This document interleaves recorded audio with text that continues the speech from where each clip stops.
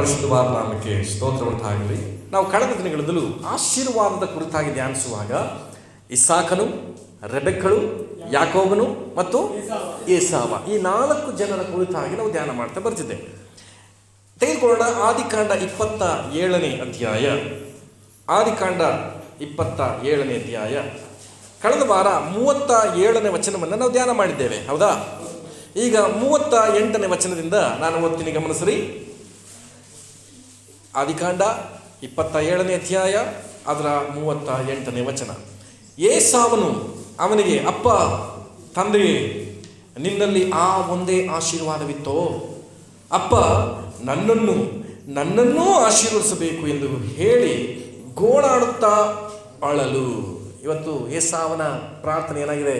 ಅಪ್ಪ, ಆ ಒಂದೇ ಆಶೀರ್ವಾದ ಇತ್ತ, ಅವನಿಗೆ ಮಾತ್ರ ಇತ್ತ, ನನ್ನ ಆಶೀರ್ವದಿಸೋದಿಲ್ವಾ?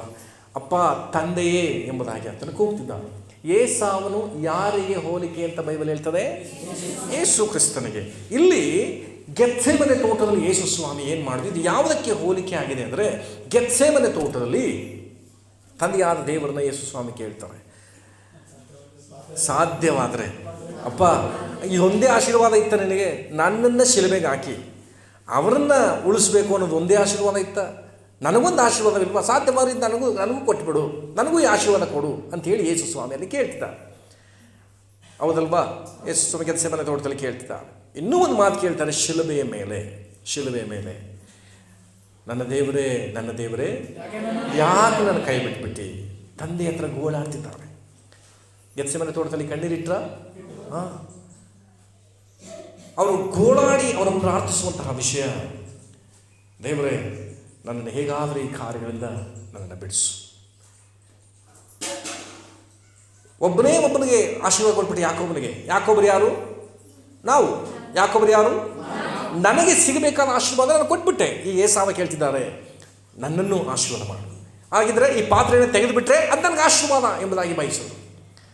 ಆದರೆ ಯಾಕೋಬನಿಗೆ ಕೊಟ್ಟಂಥ ಆಶೀರ್ವಾದವನ್ನು ಏಸಾವನಿಗೆ ದೇವರು ಕೊಟ್ರ? ಇಸಾಕ ಕೊಟ್ಟನ? ಇಲ್ಲ. ಈಗ ಯೇಸು ಸ್ವಾಮಿಯಲ್ಲಿ ಕೇಳುವಂತಹ ವಿಷಯಕ್ಕೆ ಯೇಸು ಸ್ವಾಮಿ ಕೂಡ ಒಂದು ವಿಜ್ಞಾಪಿಸ್ತಾರೆ, ಕಣ್ಣೀರಿಡ್ತಾರೆ. ಇದಕ್ಕೆ ಹೋಲಿಕೆಯಾಗಿ ಗಮನಿಸ್ರಿ. ಇಬ್ರಿಯರಿಗೆ ಬರೆದ ಪತ್ರಿಕೆ 5ನೇ ಅಧ್ಯಾಯ, ಅದರ 7ನೇ ವಚನವನ್ನು ಓದೋಣ. ಇಬ್ರಿಯರಿಗೆ ಬರೆದ ಪತ್ರಿಕೆ 5ನೇ ಅಧ್ಯಾಯ, ಅದರ 7ನೇ ವಚನವನ್ನು ನಾವು ಓದ್ತೀನಿ, ಕೇಳಿಸ್ಕೊಂಡು ನಾನೇ ಓದ್ತೀನಿ. ಇಬ್ರಿಯರಿಗೆ ಬರೆದ ಪತ್ರಿಕೆ 5ನೇ ಅಧ್ಯಾಯ, ಅದರ 7ನೇ ವಚನ. ಕ್ರಿಸ್ತನು ತಾನು ಭೂಲೋಕದಲ್ಲಿದ್ದಾಗ ಮರಣಕ್ಕೆ ತಪ್ಪಿಸಿ ಕಾಪಾಡ ಶಕ್ತನಾಗಿರುವ ಆತನಿಗೆ. ಯಾವುದರಿಂದ ತಪ್ಪಿಸಿ ಕಾಪಾಡುವ ಆತನಿಗೆ? ಮರಣದಿಂದ, ಶಿಲುಬೆಯ ಮರಣದಿಂದ ತಪ್ಪಿಸಿ ಕಾಪಾಡುವ ಆತನಿಗೆ. ಹಾಗಿದ್ರೆ ಅರ್ಥ, ಯೇಸುವಿನ ಪ್ರಾರ್ಥನೆ ಅರ್ಥ ಏನು? ಶಿಲುಬೆ ಮರಣ ಬೇಡ. ಈ ಏಸಾವ ಕೇಳಿದ್ದೇನು? ನನಗೂ ಒಂದು ಆಶೀರ್ವಾದ ಬೇಕು. ಏಕೋಬರು ಮಾತ್ರ ಅಲ್ಲ, ನನಗೂ ಆಶೀರ್ವಾದ ಮಾಡು. ಮಕ್ಕಳು ಹೆಂಗೆ? ಇವತ್ತು ನಮ್ಮ ಮಕ್ಕಳಿದ್ದಾರೆ, ನಮ್ಮ ಮನೇಲಿ ಕೂಡ ಸಮೃದ್ಧಿ ಇದ್ದಾನೆ. ಅವನು ಚಿಕ್ಕವನು, ತಟ್ಟೆ ಊಟ ಹಾಕುವಾಗೆಲ್ಲ ಅವನಿಗೆ ಜಾಸ್ತಿ ಕೊಡು, ನಂಗೆ ಅಷ್ಟು ಬೇಡ ಅಂತ ಹೇಳ್ತಾರೆ. ಅವ್ನು ದೊಡ್ಡವನು ಅಂತಾನೆ. ಬೇರೆ ಯಾವುದಾದ್ರೂ ತಿಂಡಿ ಕೊಟ್ಟರೆ ಅವನಿಗೆ ಎಷ್ಟು ಕೊಡ್ತೀಯೋ ಅಷ್ಟೇ ನಂಗೆ ಕೊಡಬೇಕು. ಅವನು 4 ಬಿಸ್ಕೆಟ್ ಕೊಟ್ಟ, ನಂಗೆ 3 ಆಗಲ್ಲ, ನಂಗೆ 4 ಬೇಕು, ಹಠ ಮಾಡ್ತಾನೆ. ಮಕ್ಕಳ ಆಸೆ ಏನು? ದೊಡ್ಡವನು ಎಷ್ಟು ಕೊಡ್ತಾರೋ. ಈಗ ಏಸಾವನ ಪ್ರಾರ್ಥನೆ ಏನು? ಅವನಿಗೇನು ಆಶೀರ್ವಾದ ಮಾಡಿದೆಯೋ ಅದೇ ನನಗೂ ಆಶೀರ್ವಾದ. ಯೇಸು ಸ್ವಾಮಿಯಲ್ಲಿ ಕೇಳ್ತಿದ್ದಾರೆ, ಮರಣಕ್ಕೆ ತಪ್ಪಿಸ ಶಕ್ತನಾಗಿರುವ ಆತನಿಗೆ. ಈಗ ಮುಂದಕ್ಕೆ ಹೋದ್ರಿ, ಬಲವಾಗಿ ಕೂಗುತ್ತಾ ಕಣ್ಣೀರು ಸುರಿಸುತ್ತಾ ಏಸಾವ ಮಾಡಿದ್ನ ಗೋಳಾಡ್ತಿದ್ದಾನೆ. ಅಲ್ಲಿ 27ನೇ ಅಧ್ಯಾಯಕ್ಕೆ ಬನ್ರಿ. 27ನೇ ಅಧ್ಯಾಯದಲ್ಲಿ 38ನೇ ವಚನದಲ್ಲಿ ನೋಡ್ರಿ, ನಿನ್ನಲ್ಲಿ ಆ ಒಂದೇ ಆಶೀರ್ವಾದವಿತ್ತೋ? ಇದು ಯಾವ ಸಿಚುವೇಶನ್ ಅಂತ ಈಗ ನೀವು ನನಗೆ ಹೇಳಬೇಕು. ಪ್ರಶ್ನೆ ಕೇಳ್ತೀನಿ. ಆ ಅಪ್ಪ, ತಂದೆ, ಆ ಒಂದೇ ಆಶೀರ್ವಾದ ನಿನ್ನಲ್ಲಿತ್ತೋ? ಅಪ್ಪ, ನನ್ನನ್ನು ಇದರ ಸಿಚುವೇಶನ್ ಏನು ಹೇಳಿ ನೋಡೋಣ. ಒತ್ತಿ ಅನ್ನೋದು ಬೇರೆ, ಸೀಮಿತ ಬೇರೆ, ಗೋಳಾಡೋದು ಅನ್ನೋದು ಹತ್ರಕ್ಕೆ ಬಂತು. ಚೆನ್ನಾಗಿ ಹೇಳ್ರಿ. ಬಿಕ್ಕಿ ಹೇಳೋ ಮಾತು ಕೇಳಿಸ್ಕೊಂಡಿದ್ದೀರಾ? ಹೇಳಿದ್ದನ್ನೇ ಹೇಳ್ತಾನೆ. ಬಿಕ್ಕಿ ಅಳುವಂತಹ ಸನ್ನಿವೇಶ. ಬೇಗ ಅಲ್ಲೆಲ್ಲೂಯಾ. ಏಸಾವನು ನನಗೆ ಆಶೀರ್ವಾದ ಕಳೆದೋಯ್ತಲ್ಲ ಅಂತೇಳಿ ಬಿಕ್ಕಿ ಬಿಕ್ಕಿ ಅಳುವಂತಹ ಸನ್ನಿವೇಶದಲ್ಲಿ ಇದನ್ನು ಕೇಳ್ಕೊಳ್ತಾರೆ. ಅದನ್ನೇ ಇಬ್ರಿಯ 5:7 ವಚನದಲ್ಲಿ ದೇವರು ಬಲವಾಗಿ ಕೂಗುತ್ತಾ ಕಣ್ಣೀರು ಸುರಿಸುತ್ತಾ ಯೇಸು ಸ್ವಾಮಿ ಬೇಡಿಕೊಳ್ತಿದ್ದಾರೆ. ಈಗ ವಿಷಯಕ್ಕೆ ಬರೋಣ. ಕೋಲಾಟದ ನಿಮಿತ್ತ 39ನೇ ವಚನ, ಆದಿಕಾಂಡ 27 ಅದರ 39ನೇ ವಚನವನ್ನು ನಾನು ಓದ್ತೀನಿ, ಗಮನಿಸಲಿ. ಗೋಳಾಡುತ್ತಾ ಅಳಲು ಅವನ ತಂದೆಯಾದ ಇಸಾಕನು ಅವನಿಗೆ ಈಗ ಆಶೀರ್ವಾದವನ್ನು ಹೇಳ್ತಿದ್ದಾನೆ. ಸಾರವುಳ್ಳ ಭೂಮಿಯು ಮೇಲಿನಿಂದ ಬೀಳುವ ಆಕಾಶದ ಮಂಜು ಇರುವ ಸ್ಥಳದಲ್ಲಿ ನಿನ್ನ ವಾಸವಿರುವುದು, ನಿನ್ನ ವಾಸವಿರುವುದು. ಏಸಾವನಿಗೆ ಕೊಟ್ಟಂಥ ಆಶೀರ್ವಾದ ಇದು. ಸಾರವುಳ್ಳ ಭೂಮಿಯು, ಸಾರವುಳ್ಳ ಭೂಮಿ ಅಂದ್ರೇನು? ಫಲವತ್ತಾದ ಭೂಮಿ. ಸಾರವುಳ್ಳ ಭೂಮಿ ಅಂದರೆ ಇನ್ನೊಂದರ್ಥ ತೇವಾಂಶವುಳ್ಳಂತಹ. ಸಾರ ಅಂದರೆ ತೇವಾಂಶ ಇರುವಂತಹ. ಮಳೆ ನೀರು ಬೇಕೇ ಬೇಕಾಗಿ ಒಂದು ಜಮೀನಿಗೆ, ಒಂದು ಮಣ್ಣಿಗೆ, ಅದಿದ್ರೇ ಬೆಳೆ ಬರೋದು. ಸಾರವುಳ್ಳ ಭೂಮಿ ಅಂದರೆ ಇದು ಯಾವುದನ್ನು ಹೋಲಿಸುತ್ತೆ ಅಂತ ಹೇಳಿದ್ರೆ, ಇದು ಮತ್ತೆ ಹೇಳ್ತೀನಿ, ಏಸಾವ ಯಾರಿಗೆ ಹೋಲಿಕೆ? ಯೇಸು ಕ್ರಿಸ್ತನಿಗೆ ಹೋಲಿಕೆ. ಹಳೆಯ ಒಡಂಬಡಿಕೆಯಲ್ಲಿ ಏನೆಲ್ಲ ನಡೆದಿದೆಯೋ ಅದು ಹೊಸ ಒಡಂಬಡಿಕೆಯ ನೆರಳು. ಹೊಸಬರು ಬಂದು ಸ್ವಲ್ಪ ಕಷ್ಟ ಆಗೋದು, ಆದರೂ ವೆಯ್ಟ್ ಮಾಡಿ ನಾನು ನಿಮಗೆ ಅರ್ಥ ಮಾಡಿಸ್ತೀನಿ, ಗಮನ ಇಟ್ಟು ಕೇಳಿಸ್ಕೊಳ್ರಿ. ಸಾರವುಳ್ಳ ಭೂಮಿ, ಅಲ್ಲಿ ನಿನ್ನ ವಾಸ ಇರುತ್ತೆ, ಸಾರವುಳ್ಳ ಭೂಮಿಯಲ್ಲಿ. ಹಾಗೆ ಯೇಸು ಸ್ವಾಮಿ ಸಾರವುಳ್ಳ ಭೂಮಿಯಲ್ಲಿ ವಾಸವಾಗಿರಬೇಕು. ಆ ಸಾರವುಳ್ಳ ಭೂಮಿ ಯಾರು ಗೊತ್ತಾ? ನೀನು ಮತ್ತು ನಾನು. ಇವತ್ತೊಂದು ಹಾಡು ಹಾಡ್ತೀವಿ, ಮಣ್ಣಿನಿಂದ ತೆಗೆಯಲ್ಪಟ್ಟೆನು ಮರಳಿ ಮಣ್ಣಿಗೆ ನಾ ಸೇರುವೆ. ಮಣ್ಣಿನಿಂದ ತೆಗೆದವರು ನಾವು, ಮಂಗನಿಂದ ಬಂದವರಲ್ಲ ನಾವು ಮಂಗನಿಂದ ಮಾನವ ಅನ್ನೋದನ್ನ ನಂಬೋರಲ್ಲ, ಮಣ್ಣಿನಿಂದ ಮಾನವ. ಮಣ್ಣಿನಿಂದ ದೇವರು ನಮ್ಮನ್ನು ರೂಪಿಸಿದ್ದಾರೆ, ಅದಕ್ಕೆ ತಿರುಗಿ ಮಣ್ಣಿಗೆ ನಾವು ಸೇರ್ತೇವೆ. ಹೀಗೆ ಮಾನವನಾದಂಥ ನಮ್ಮನ್ನು ಅಥವಾ ಮಣ್ಣಾದಂಥ ನಮ್ಮಲ್ಲಿ ಸಾರವುಳ್ಳ ಭೂಮಿ ಎಂಬುದಾಗಿ ವಾಕ್ಯ ಹೇಳ್ತದೆ. ಇವತ್ತು ನಮ್ಮಲ್ಲಿ ನೀರಿಲ್ಲದೆ ಬದುಕೋಕ್ಕಾಗುತ್ತಾ? ನಮ್ಮ ದೇಹದಲ್ಲಿ ಏನಿರಬೇಕು? ನೀರಿರಬೇಕು. ನನ್ನನ್ನೇ ಸಾರವುಳ್ಳ ಭೂಮಿ ಅಂತ ಹೇಳಿತ್ತು. ಯೇಸು ಸ್ವಾಮಿ ಎಲ್ಲಿ ವಾಸ ಮಾಡ್ತಾರೆ? ನಿನ್ನ ವಾಸವಿರುವುದು. ವಾಸ ಯೇಸು ಸ್ವಾಮಿ ಆಗಿದ್ದರೆ ಈ ಕಟ್ಟಡದಲ್ಲಿ ವಾಸವಾಗಿದ್ದಾರಾ? ಇಲ್ಲ. ನಮ್ಮ ಮನೆಗಳು ಕಟ್ಟುವಾಗ ದೇವರ ಮನೆ ಅಂತ ಕಟ್ತಿರಲ್ಲ, ಅಲ್ಲಿಯೂ ದೇವರ ವಾಸವಾಗಿರೋಲ್ಲ. ಫೋಟೋ ಸಿಕ್ಸ್ತೀವಲ್ಲ ಯೇಸು ಸ್ವಾಮಿ ಅಂತೇಳಿ, ಆ ಫೋಟೋದಲ್ಲೂ ಯೇಸು ಸ್ವಾಮಿ ಇರಲ್ಲ. ಕತ್ತಲ್ಲಿ ಜಪಸರ ಅಥವಾ ಶಿಲುಬೆ ಹಾಕೊಂಡ್ರೆ ದೇವರು ಅಲ್ಲಿರ್ತಾರ? ಇಲ್ಲ. ಸಾರವುಳ್ಳ ಭೂಮಿಯಲ್ಲಿಯೇ ಯೇಸು ವಾಸವಾಗಿರೋದು. ಸಾರವುಳ್ಳ ಭೂಮಿ ಯಾರು ಹೇಳಿ? ಪಕ್ಕ ನೋಡಿ, ಸಾರವುಳ್ಳ ಭೂಮಿ ನೀವೇ. ನೀವು ನಿಮ್ಮಲ್ಲಿ ಯೇಸು ವಾಸವಾಗಿರಬೇಕಾಗಿರುವುದು. ಇದು ತಂದೆ ದೇವರ ಕೊಟ್ಟಂತ ಆಶೀರ್ವಾದ ಯೇಸುವಿಗೆ. ಅರ್ಥವಾಗ್ತಿದೆಯಾ? ಸಾರವುಳ್ಳ ಭೂಮಿ ಅಂದರೆ ನೀನು ನಾನು. ಎರಡನೇದಾಗಿ ಮೇಲಿನಿಂದ ಬೀಳುವ ಆಕಾಶದ ಮಂಜು ಇರುವ ಸ್ಥಳದಲ್ಲಿ. ಮೇಲಿನಿಂದ ಬೀಳುವ ಆಕಾಶದ ಮಂಜು. ಆಕಾಶದ ಮಂಜು ಅಥವಾ ಇಬ್ಬನಿಗೆ ಸತ್ಯವೇದದಲ್ಲಿ ಯಾವುದನ್ನು ಹೋಲಿಸಿದೆ? ಯಾರನ್ನು ಹೋಲಿಸಿದ್ದಾರೆ? ಪರಿಶುದ್ಧಾತ್ಮನನ್ನು ಹೋಲಿಸಿದ್ದಾರೆ. ಮಂಜಿನಂತೆ ಬೀಳುವ ಪರಿಶುದ್ಧರೇ. ಹಲ್ಲೆಲೂಯ. ಆಕಾಶದ ಮಂಜಿಗೆ ಹೋಲಿಕೆಯಾಗಿರುವಂಥವರೇ ಪರಿಶುದ್ಧ ಆತ್ಮನು. ತೇವಾಂಶವುಳ್ಳಂತಹ ಅಥವಾ ಸಾರವುಳ್ಳ ಭೂಮಿ ನಾನು, ಪರಿಶುದ್ಧಾತ್ಮನು ನನ್ನಲ್ಲಿ ಇಳಿದು ಬರೋದಾದರೆ ಇಲ್ಲಿ ಎರಡು ವಿಚಾರ ನಮ್ಮಲ್ಲಿರಬೇಕು. ಯೇಸು ಸ್ವಾಮಿ ವಾಸವಾಗಿರುವಂಥ ಸ್ಥಳವನ್ನು ನೆನಪಿಟ್ಕೊಳ್ರಿ. ನೀನು ಒಬ್ಬ ಸಾಧಾರಣ ಮಣ್ಣಾಗಿದ್ದರೂ ಪ್ರಯೋಜನವಿಲ್ಲ.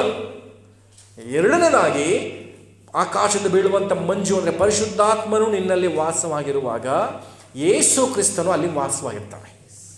ಆಮೇಲೆ ನಿನ್ನೊಳಗೆ ಯೇಸು ಸ್ವಾಮಿ ವಾಸವಾಗಿರಬೇಕು ಅಂದರೆ ಎರಡು ವಿಚಾರ. ಒಂದು, ನೀನು ಮಣ್ಣು ಎಂಬುದನ್ನು ಭಾವಿಸಬೇಕು. ಎರಡನೇದಾಗಿ ನಿನ್ನಲ್ಲಿ ಪರಿಶುದ್ಧ ಆತ್ಮನು ವಾಸವಾಗಿರಬೇಕು. ನನ್ನಲ್ಲಿ ಪರಿಶುದ್ಧ ಆತ್ಮನಿಗೆ ಪ್ರೇರೇಪಿಸಲ್ಪಟ್ಟು ನಡ್ಕೊಳ್ಳುವಂಥ ವ್ಯಕ್ತಿಯಾಗಿ ನಾನು ಇದ್ದೀನಿ ಅಂತ ಆಲೋಚನೆ ಮಾಡಿರಿ. ನನ್ನ ಸ್ವಬುದ್ಧಿ ಹೇಳಿದ ಪ್ರಕಾರನೇ ನಾನು ಬದುಕ್ತಾ ಇದ್ದೀನಿ. ನಾನು ಕೆಟ್ಟದ್ದನ್ನು ಆಲೋಚನೆ ಮಾಡಿದ್ರೆ ಕೆಟ್ಟದನ್ನು ಮಾಡ್ಲಿಕ್ಕೆ ಹೋಗ್ತೀನಿ, ಒಳ್ಳೆಯದನ್ನು ಮಾಡ್ಲಿಕ್ಕೆ ಆಲೋಚನೆ ಮಾಡಿದ್ರೆ ಒಳ್ಳೆಯದನ್ನು ಮಾಡ್ತೀನಿ. ಅದಲ್ಲ, ನಾನು ಯಾವಾಗಲೂ ಪರಿಶುದ್ಧ ಆತ್ಮನಿಗೆ ಅಂದರೆ ದೇವರ ಆತ್ಮನಿಗೆ ನಮ್ಮನ್ನು ಒಪ್ಪಿಸಿಕೊಟ್ಟು ಅವರು ಹೇಳುವಂತಹ ನೀತಿ ಮಾರ್ಗದಲ್ಲಿ ನನ್ನನ್ನು ನಡೆಸುವುದಕ್ಕೆ ಒಪ್ಪಿಸಿಕೊಟ್ಟಾಗ ಮಾತ್ರ ಪರಿಶುದ್ಧಾತ್ಮ ನನ್ನಲ್ಲಿ ನೆಲೆಯಾಗಿದ್ದಾರೆ ಅನ್ನೋದರ ಅರ್ಥ. ಪರಿಶುದ್ಧಾತ್ಮ ನನ್ನಲ್ಲಿದ್ದರೆ ಯೇಸು ಹೇಳ್ತಾರೆ, ನಾನು ಮತ್ತು ನನ್ನ ತಂದೆಯು ಅವನಲ್ಲಿ ಬಂದು ಬಿಡಾರ ಮಾಡಿಕೊಂಡು ವಾಸಿಸುವೆವು ಎಂಬುದಾಗಿ. ಹಲ್ಲೆಲೂಯಾ. ಯೋಹಾನ ಬರೆಸುವ 14ನೇ ಅಧ್ಯಾಯದಲ್ಲಿ ಆ ರೀತಿಯಲ್ಲಿ ಬರೆಯಲ್ಪಟ್ಟಿದೆ. ಆದ್ದರಿಂದ ಯೇಸು ಸ್ವಾಮಿ ವಾಸ ಮಾಡಬೇಕಾಗಿರುವಂಥ ಸ್ಥಳದ ಕುರಿತಾಗಿ ತಂದೆ ಕೊಟ್ಟಂಥ ಆಶೀರ್ವಾದ ಏನಂದರೆ, ನೀನು ಸಾರವುಳ್ಳ ಭೂಮಿಯಲ್ಲಿಯೂ, ಎರಡನೇದು ಆಕಾಶದ ಮಂಜು ಬೀಳುವಂಥ ಸ್ಥಳದಲ್ಲಿಯೂ ನಿನ್ನ ವಾಸವಿರ್ತದೆ. ಹಲ್ಲೆಲೂಯಾ. ಇವತ್ತು ಪಕ್ಕದಲ್ಲಿ ಗಮನ ಕೇಳಿಸ್ಕೊಳ್ರಿ. ನಿನ್ನಲ್ಲಿ ಯೇಸು ಸ್ವಾಮಿ ವಾಸವಾಗಿದ್ದಾರೆ ಅನ್ನೋದಕ್ಕೆ ಇದು 2 ವಿಚಾರವನ್ನು ನೀನು ಗುರುತಿಸ್ಕೊಳ್ಬೇಕು. ನಾನು ತೇವಾಂಶವುಳ್ಳಂಥ ಭೂಮಿ ಅನ್ನೋದು ಅದರಲ್ಲಿ ಡೌಟ್ ಇಲ್ಲ. 2ನೇದಾಗಿ ಪರಿಶುದ್ಧಾತ್ಮನಲ್ಲಿದ್ದಾರ, ಪ್ರತಿದಿನ ಇದನ್ನು ಪ್ರಶ್ನೆ ಮಾಡಿಕೊಳ್ರಿ. ಆಗಿರುವಾಗ ಯಾರೋ ನಿಮಗೆ ಹೇಳಬೇಕಾಗಿಲ್ಲ ಯೇಸು ಸ್ವಾಮಿ ನಿಮ್ಮಲ್ಲಿ ಇದ್ದಾರ ಅಂತ, ನಿಮಗೆ ಕನ್ಫರ್ಮ್ ಆಗ್ತದೆ ಯೇಸು ನನ್ನಲ್ಲಿ ಇದ್ದಾರೆ ಎಂಬುದಾಗಿ. ಆಮೇಲೆ ಹಲ್ಲೆಲೂಯಾ. 3ನೇದಾಗಿ ಹೇಳ್ತಿದ್ದಾರೆ 40ನೇ ವಚನ, ನೀನು ಕತ್ತಿಯಿಂದಲೇ. ಇದು ಇಸಾಕ ಏಸಾವನು ಗೋಳಾಡಿದ್ರಿಂದ ಕೊಟ್ಟಂಥ ಆಶೀರ್ವಾದ. ಏಸಾವನು ಯಾರಿಗೆ ಹೋಲಿಕೆ ಒಡಂಬಡಿಕೆ ಅಂದರೆ ಯೇಸು ಕ್ರಿಸ್ತನಿಗೆ ಹೋಲಿಕೆ. ಯೇಸು ಕ್ರಿಸ್ತನು ಎಲ್ಲಿ ವಾಸವಾಗಿದ್ದಾರೆ ಅಂದರೆ ಸಾರವುಳ್ಳ ಭೂಮಿಯಲ್ಲಿ, ಮೇಲಿನಿಂದ ಬೀಳುವಂಥ ಆಕಾಶದ ಮಂಜು ಇರುವಂಥ ಸ್ಥಳದಲ್ಲಿಯೂ ನೀನು ವಾಸವಾಗಿರ್ತೀಯ. 2ನೇದಾಗಿ ನೀನು ಕತ್ತಿಯಿಂದ ಜೀವನ ಮಾಡ್ತೀಯ. ಏಸಾವನು ಕತ್ತಿಯಿಂದ ಜೀವನ ಮಾಡ್ತಾರೆ ಅಂದರೆ ಅರ್ಥ ಏನು? ಕತ್ತಿ ಇಲ್ಲದೆ ಹೋದ ಕಡೆ ಅವನಿಗೆ ಜಗಳ, ಕತ್ತಿ ಇಲ್ಲದೆ ಹೋದ ಕಡೆ ಅವನ ಸೋಲು, ಕತ್ತಿ ಇಲ್ಲದೆ ಹೋದ ಕಡೆ ಅವನ ಸಾವು, ಈ ಥರ ಸಂಭವಿಸ್ತಿತ್ತು. ಕತ್ತಿ ತೆಗೆದುಕೊಂಡು ಹೋಗಬೇಕು, ಹೋದ ಕಡೆ ಎಲ್ಲ ಜನ ಅವನಿಗೆ ವಿರುದ್ಧವಾಗಿ ಬೀಳ್ತಿದ್ರು. ಕತ್ತಿಯಿಂದ ಅವನಿಗೆ ಯುದ್ಧ ಮಾಡಿ ಗೆದ್ದು ತನ್ನ ಜೀವನವನ್ನು ಉಳಿಸ್ಕೊಳ್ತಾ ಇದ್ದ. ಯಾರನ್ನಾರು ನೋಡಿದ್ರೆ ನೋಡಿದ ತಕ್ಷಣ ಅವ್ರನ್ನ ಸರಿ ಇಲ್ಲ ಅಂತ ಡಿಸೈಡ್ ಮಾಡುವಂಥ ಕೆಲವು ವ್ಯಕ್ತಿಗಳಿರ್ತಾರೆ. ಆ ರೀತಿಯಾದಂಥ ಸ್ವಭಾವವುಳ್ಳವನೇ ಈ ಏಸಾವ. ನೋಡಿದ ತಕ್ಷಣ ಇವನು ಸರಿ ಇಲ್ಲ ಅಂತ ಎಲ್ಲರೂ ಜಗಳಕ್ಕೆ ಬೀಳ್ತಾ ಇದ್ರು ಅವನ ಮೇಲೆ. ಕತ್ತಿ ಅವನ ಕೈಯಲ್ಲಿ ಇದ್ದದ್ರಿಂದ ಆ ಕತ್ತಿಯನ್ನು ತೋರಿಸಿ ಕತ್ತಿಯಲ್ಲಿ ಯುದ್ಧ ಮಾಡಿ ತನ್ನ ಜೀವನವನ್ನು ಉಳಿಸ್ಕೊಳ್ತಾ ಇದ್ದ. ಹಲ್ಲೆಲೂಯ. ಇದನ್ನು ಯೇಸು ಸ್ವಾಮಿಗೆ ಹೋಲಿಕೆಯಾಗಿ ಹೇಳ್ತಿದ್ದಾರೆ. ಏನಂತ? ಕತ್ತಿಯಿಂದಲೇ ನೀನು ಜೀವನವನ್ನು ಮಾಡ್ತೀಯ. ಹಳೆಯ ಒಡಂಬಡಿಕೆಯಲ್ಲಿ ದೇವರು ಮೇಘಸ್ತಂಭವಾಗಿ, ಅಗ್ನಿಸ್ತಂಭವಾಗಿ ವಾಸ ಮಾಡ್ತಾ ಇದ್ರು. ಅನೇಕ ಪ್ರವಾದಿಗಳ ಮೂಲಕವಾಗಿ ಮಾತನಾಡಿದ್ರು, ಅನೇಕ ನ್ಯಾಯಸ್ಥಾಪಕರ ಮೂಲಕವಾಗಿ ಮಾತನಾಡಿದ್ರು. ಆದರೆ ಈ ಹೊಸ ಒಡಂಬಡಿಕೆ ಕಾಲದಲ್ಲಿ ದೇವರು ನಮಗೆ, ಯೋಹಾನನ ಬರೆದ ಸುವಾರ್ತೆ 1ನೇ ಅಧ್ಯಾಯ 1ನೇ ವಚನ ಹೇಳ್ತದೆ, ಆದಿಯಲ್ಲಿ ದೇವರ ವಾಕ್ಯವಿತ್ತು, ಆ ವಾಕ್ಯವು ದೇವರ ಬಳಿಯಲ್ಲಿತ್ತು, ಆ ವಾಕ್ಯವೇ ದೇವರಾಗಿತ್ತು. 14ನೇ ವಚನ ಹೇಳ್ತದೆ, ಯೋಹಾನ 1 ಅದರ 14ನೇ ವಚನ ಹೇಳ್ತದೆ. ಗಮನ ಇಟ್ಟು ಕೇಳಿಸ್ಕೊಳ್ರಿ. ಆದಿಯಲ್ಲಿದ್ದಂಥ ಆ ವಾಕ್ಯವೆಂಬ ಆತನು ನರಾವತಾರವೆತ್ತಿ ನಮ್ಮ ಮಧ್ಯದಲ್ಲಿ ವಾಸ ಮಾಡಿದನು. ಅದುವೇ ಯೇಸು ಕ್ರಿಸ್ತನು. ಹಾಗಿದ್ರೆ ಇವತ್ತು ಯೇಸು ಸ್ವಾಮಿ ನಮ್ಮಲ್ಲಿ ಯಾವ ರೂಪದಲ್ಲಿ ವಾಸವಾಗಿದ್ದಾರೆ? ವಾಕ್ಯ. ಎಫೆಸದವರಿಗೆ ಬರೆದ ಪತ್ರಿಕೆ 6ನೇ ಅಧ್ಯಾಯ, ಯಾರಾದರೂ ತೆಗೆದು ಹೋದ್ರಿ? ಎಫೆಸದವರಿಗೆ ಬರೆದ ಪತ್ರಿಕೆ 6ನೇ ಅಧ್ಯಾಯ ಅದರ 17ನೇ ವಚನ. ಅಲ್ಲ,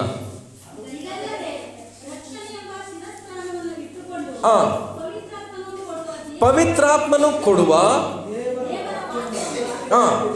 ಕತ್ತಿಯನ್ನು ಹಿಡಿಯಿರಿ. ಯಾವುದ ಕತ್ತಿಯನ್ನು ಹಿಡಿಬೇಕಂತೆ? ದೇವರ ವಾಕ್ಯವೆಂಬ ಕತ್ತಿ. ದೇವರ ವಾಕ್ಯ ಯಾರು? ಯೇಸು ಸ್ವಾಮಿ. ಹಾಗಿದ್ರೆ ಕತ್ತಿ ಯಾರು? ಇದೀಗ ನಮ್ಮ ಮಧ್ಯದಲ್ಲಿ ಯೇಸು ಹೇಗೆ ವಾಸ ಮಾಡ್ತಿದ್ದಾರೆ? ಕತ್ತಿಯಿಂದಲೇ ಜೀವನ. ಯೇಸು ಸ್ವಾಮಿ ಕತ್ತಿಯಿಂದಲೇ ನಮ್ಮ ಜೊತೆ ಜೀವನ ಮಾಡ್ತಿರೋದು. ಕತ್ತಿ ಮೀನ್ಸ್ ದೇವರ ವಾಕ್ಯವೇ ಕತ್ತಿಗೆ ಹೋಲಿಕೆಯಾಗಿದೆ. ಇಸಾಕನು ಏಸಾವನಿಗೆ ಹೇಳಿದ್ದು, ನೀನು ಕತ್ತಿಯಿಂದಲೇ ಜೀವನ ಮಾಡಬೇಕು.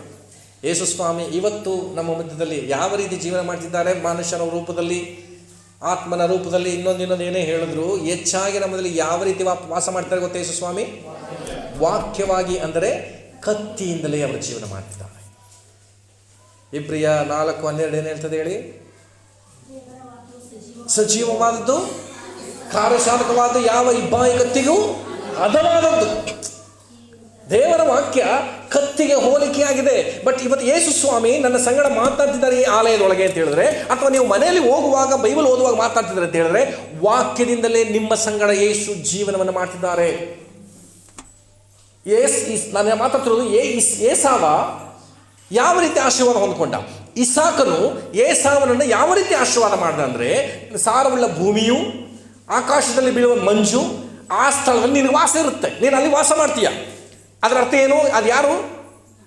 ನಾನು ಮತ್ತು ನನ್ನೊಳಗಿರುವಂಥ ಪರಿಶುದ್ಧಾತ್ಮನ ಅಭಿಷೇಕ. ಅಲ್ಲಿ ಯೇಸು ವಾಸವಾಗಿದ್ದಾರೆ. ಆದರೆ ಯಾವ ರೀತಿ ಜೀವನ ಮಾಡ್ತಾರೆ?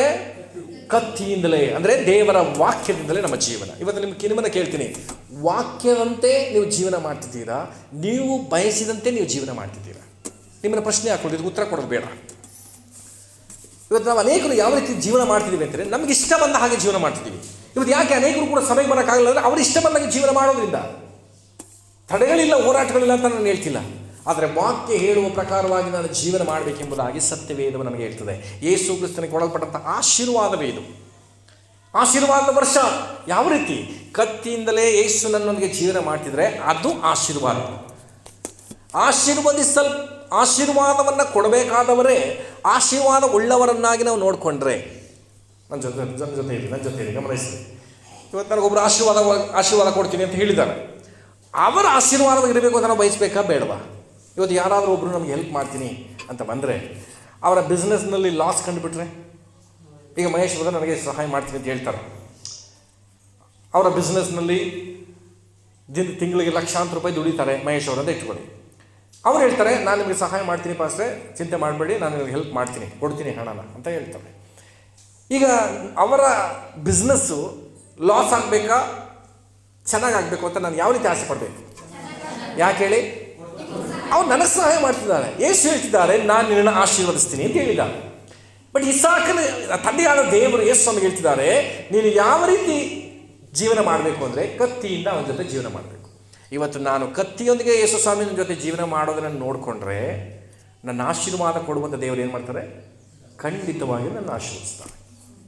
ಇದು ಎಲ್ಲ ಬೆಳೆದಂಥ ವಿಶ್ವಾಸಿಗಳು ಮಾತ್ರ ಅರ್ಥ ಆಗುವಂಥದ್ದು. ಗಮನಿಸಿ, ಯೇಸು ಸ್ವಾಮಿ ಯಾವ ರೀತಿ ನಿನ್ನ ಸಂಗಡ ಜೀವನ ಮಾಡಬೇಕು ಅಂದರೆ ವಾಕ್ಯದಿಂದಲೇ ಜೀವನ ಮಾಡಬೇಕು.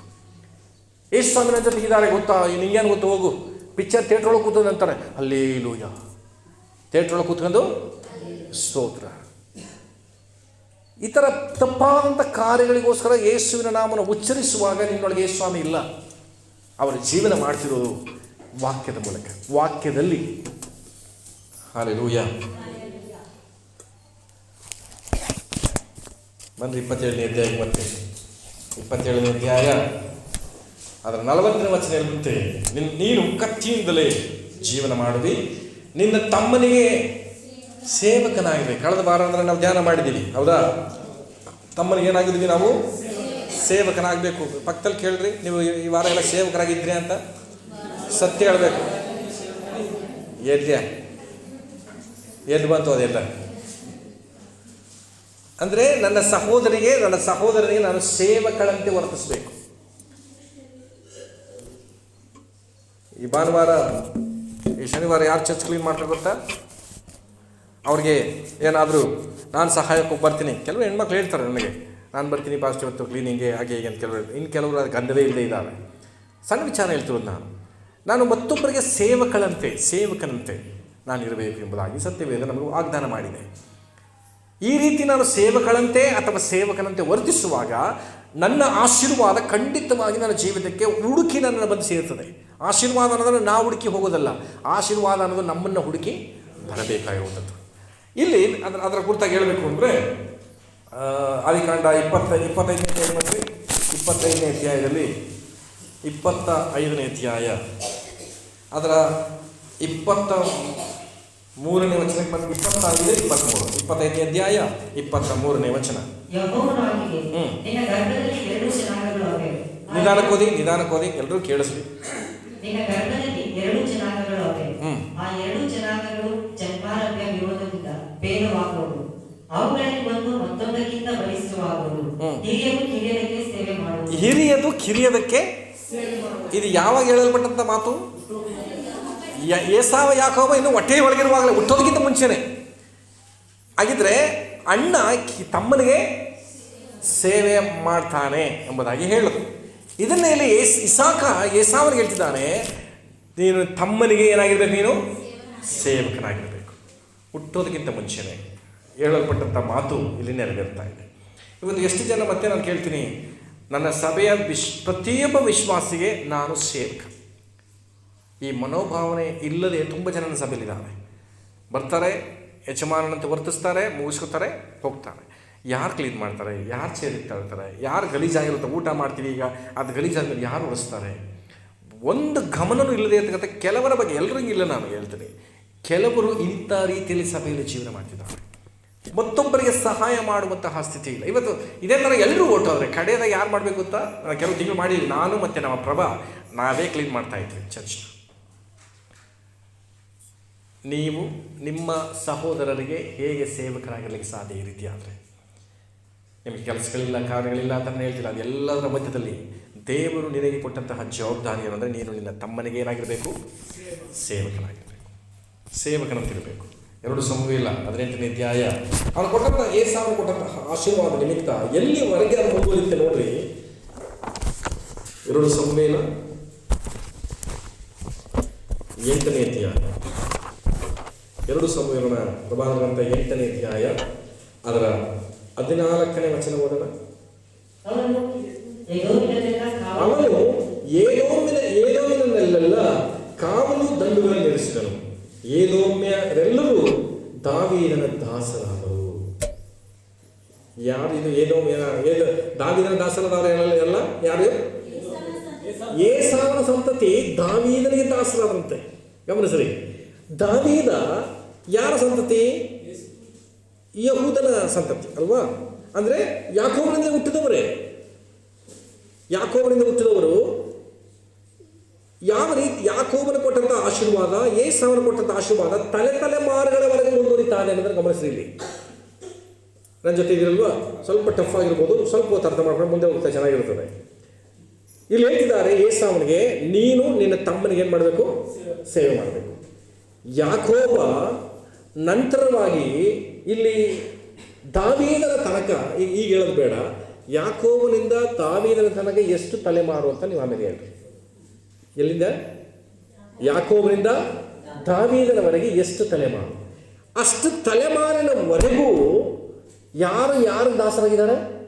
ಏಸಾವ ಯಾಕೋಬನಿಗೆ ದಾಸರಾಗಿದ್ದಾರೆ. ಇಲ್ಲಿ ಯಾಕೋಬನ ಸಂತತಿಯಲ್ಲಿ ಹುಟ್ಟುಬಂದಂಥ ದಾವೀದ ನಾಯಕನಾಗಿದ್ದಾನೆ, ಯಜಮಾನನಾಗಿದ್ದಾನೆ. ಏಸಾವನ ಸಂತತಿಯಿಂದ ಹುಟ್ಟುಬಂದಂಥ ಏದೋಮ್ಯರು ಇವರಿಗೆ ದಾಸರಾಗಿ ಇದ್ದಾರೆ. ಹಾಗಿದ್ರೆ ಗಮನಿಸ್ರಿ, ನನ್ನ ಸಂತತಿಯಲ್ಲಿ ನನ್ನ ಮಕ್ಕಳು ಯಾವುದನ್ನು ನೋಡಿ ಕಲಿಬೇಕು ಅಂದರೆ, ಇವತ್ತು ಸಭೆಯಲ್ಲಿ ಇದ್ದೀರಲ್ವಾ, ನಿನ್ನ ಮಕ್ಕಳು ನಿಮ್ಮನ್ನು ಏನನ್ನು ನೋಡಿ ಕಲಿಬೇಕು ಅಂದರೆ, ನನ್ನ ಸಭೆಯಲ್ಲಿರುವಂಥ ಎಲ್ಲ ಜನರಿಗೂ ನಾನು ಸೇವಕಳು ಅನ್ನೋ ಮನೋಭಾವ ನಿಮ್ಮಿಂದ ನಿಮ್ಮ ಮಕ್ಕಳು ಹೋಗಬೇಕು. ಇದನ್ನು ಕಲಿಸ್ತೀವ ನಾವು? ಇದನ್ನು ಕಲಿಸಲ್ಲ. ನೀನು ಅದನ್ನು ಮಾಡಬೇಡ, ಇದನ್ನು ಮಾಡು, ನೀನು ಈ ರೀತಿ ಇರಬೇಕಂದ್ರೆ ನಮ್ಮನ್ನು ಶ್ರೇಷ್ಠವಾಗಿ ನಡೆಸಲಿಕ್ಕೆ ನೋಡ್ತೀವಿ. ವಾಕ್ಯ ಹೇಳ್ತದೆ, ನಿಮ್ಮನ್ನು ಯಾರಾದರೂ ಪಂಕ್ತಿಗೆ ಕರೆದ್ರೆ, ಫಂಕ್ಷನ್ಗೆ ಕರೆದ್ರೆ ಮುಂದಲು ಚೇರ್ಲೋಗಿ ನೀನೇನು ಮಾಡಬೇಡ, ಕೂತ್ಕೋಬೇಡ. ಒಂದು ವೇಳೆ ನಿನಗಿಂತ ಶ್ರೇಷ್ಠರನ್ನ ಕರೆದಿದ್ರೆ ಸ್ವಲ್ಪ ಹಿಂದೆ ಹೋಗಿ ಅಂತ ಅನ್ನಿಸ್ಕೋಬೇಡ. ಫಸ್ಟ್ ನೀನೇನು ಮಾಡು, ಹಿಂದೋಗಿ ಕೂತ್ಕೋ, ನೀನು ಹಿಂದ್ಗಡೆ ಹೋಗಿ ಕೂತ್ಕೋ. ಆವಾಗ ಅವನು ನಿನಗಿಂತ ಶ್ರೇಷ್ಠರು ಯಾರೂ ಕರೆದಿಲ್ಲ, ನೀನೇ ಮುಂದಕ್ಕೆ ಬಾ ಅಂದರೆ ನಮಗೇನಾಗುತ್ತೆ? ನಾವು ಮರ್ಯಾದೆ. ಹಲ್ಲೆಲೂಯಾ. ನಮ್ಮ ಮಕ್ಕಳಿಗೆ ನೀನು ದೊಡ್ಡವನು, ನೀನು ಹೀಗೆ ಅಂತ ಬೆಳೆಸಬೇಡ, ನೀನು ಎಲ್ಲರಿಗೆ ದಾಸನು ಎಂಬುದಾಗಿ ಬೆಳೆಸು. ಅದು ಎಲ್ಲೂ ಅಲ್ಲ, ಹೊರಗಡೆ ಅಲ್ಲ, ಸಭೆಯಲ್ಲಿ, ದೇವಚಂದ್ರ ಮಧ್ಯದಲ್ಲಿ ಎಲ್ರಿಗೂ ಸೇವಕನು ಎನ್ನುವ ಮನೋಭಾವನೆಯಲ್ಲಿ ನಮ್ಮ ಮಕ್ಕಳನ್ನು ಬೆಳೆಸಬೇಕು ನಾವು. ಹಲ್ಲೆಲೂಯಾ. ಎಲ್ರಿಗೂ ಗೌರವಿಸುವಂಥ, ಎಲ್ರಿಗೂ ವಿಧೇಯರಾಗುವಂಥ, ಎಲ್ಲರನ್ನು ಪ್ರೀತಿಸುವಂಥ ಹೃದಯವುಳ್ಳವರಾಗಿ ನಮ್ಮ ಮಕ್ಕಳು ಬೆಳಿಬೇಕು. ಹೇಗೆ? ನನ್ನ ಮೂಲಕ. ನಾನಂಗೆ ಇದಿನ ಸಭೆಯಲ್ಲಿ ನನ್ನ ಮಕ್ಕಳು ಹಂಗೆ ಇರ್ತಾರೆ. ಸಭೆಗೆ ಬರ್ತೀನಿ, ಅದು ಮಾಡಿ ಹೋಗ್ತೀನಿ, ನನ್ನ ಮಕ್ಕಳೇನು ಕಲಿತಾರೆ? ಅದನ್ನೇ ಕಲಿತಾರೆ. ನಾನು ಸಭೆಗೆ ಬಂದು ಸಭೆ ಗಮನಿಸ್ತಾ, ಸಭೆಯನ್ನು ಪ್ರೀತಿಸ್ತಾ, ಇದು ನನ್ನ ಮನೆ, ಇದು ನನ್ನನ್ನು ಪರಲೋಕಕ್ಕಾಗಿ ನೇಮಿಸುವಂಥ, ಸಿದ್ಧಪಡಿಸುವಂತಹ ಶ್ರೇಷ್ಠವಾದ ಮನೆ ಎಂಬುದಾಗಿ ನಾನು ಇಲ್ಲಿ ಸಂಬಂಧಗಳನ್ನು ಕಾಪಾಡಿಕೊಂಡ್ರೆ ನನ್ನ ಮಕ್ಕಳು ಕೂಡ ಅದನ್ನು ಕಲಿತಾರೆ. ಸಂತತಿಗಳಿಗೆ ಗೊತ್ತಾಗಬೇಕು. ಏದೋಮ್ಯರು ಯಾಕೆ ದಾವೀದನಿಗೆ ದಾಸರಾದರು? ಆ ರೀತಿ ನಡ್ಕೊಂಡು ಬಂದಿದ್ರು. ಏಸಾವ ಒಂದು ರೀತಿ ನಡ್ಕೊಂಡು ಬಂದಿದ್ದ.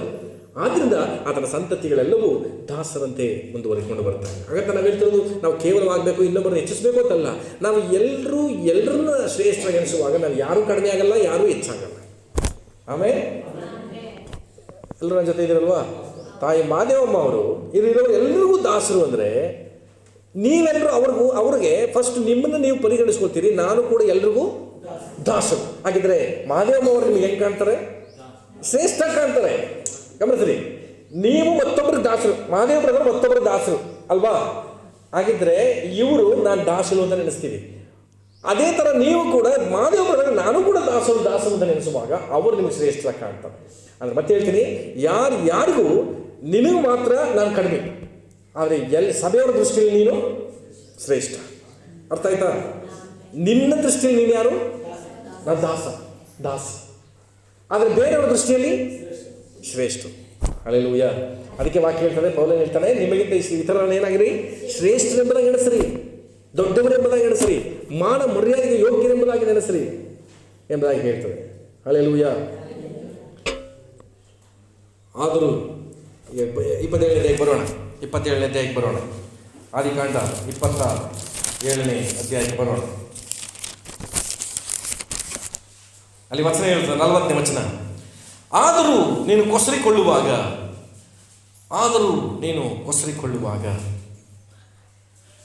ಅದರ ಅರ್ಥ ಏನು? ಕೊಸರಿಕೊಳ್ಳುವಾಗ ಇದು ಯಾರಿಗೆ ಹೇಳುವಂಥ ಆಶೀರ್ವಾದ ಹೇಳಿ? ಏಸಾವನು ಕೊಸರಿಕೊಳ್ಳುವಾಗ ಅಂದರೆ ಮುಂದೆ ಹೇಳ್ತದೆ, ಅವನು ನಿನ್ನ ಹೆಗಲಿನ ಮೇಲೆ ಹಾಕಿರುವ ನೊಗವನ್ನು ಮುರಿದು ಹಾಕುವೆ. ಯಾರು ಹಾಕಿದ್ದು ಈ ನೊಗ ಏಸಾವನಿಗೆ? ಅಲ್ಲಿ ಹೇಳ್ತಾರೆ ನೋಡಿ, ಅವನು ನಿನ್ನ ಹೆಗಲಿನ ಮೇಲೆ. ಏಸಾವ ಹೇಳ್ತಿದ್ದಾನೆ, ಇಸಾಕ್ ಹೇಳ್ತಿದ್ದಾನೆ, ಅವನು ನಿನ್ನ ಹೆಗಲಿನ ಮೇಲೆ ಹಾಕಿರುವ ನೊಗ. ಅವನು ಅಂದ್ರೆ ಯಾರು? ಯಾಕೋಬ ಹಾಕಿರುವಂಥ ನೊಗ ಇದು. ಅವನಿಂದ ಆಶೀರ್ವಾದವನ್ನು ಕತ್ಕೊಂಡ, ಇವನ ಆಶೀರ್ವಾದ ಉಳ್ಳವನಾಗಿದ್ದಾನೆ. ಈಗ ಏಸಾವನ ಮೇಲೆ ಹೇಗೆ ನೊಗ ಬಿತ್ತು ಅಂದರೆ ಯಾಕೋಬನಿಂದಲೇ ನೊಗ ಬಿತ್ತು. ಮತ್ತೆ ಹೇಳ್ತೀನಿ, ಯಾಕೋಬ ಯಾರಿಲ್ಲಿ? ಇಲ್ಲಿ. ಏಸಾವ ಯಾರು? ಏಸಾವನಿಗೆ ನೊಗ ಹಾಕಿದವರು ಯಾರು? ಯೇಸು ಕ್ರಿಸ್ತನಿಗೆ ನೊಗ ಹಾಕಿದವರು ಯಾರು?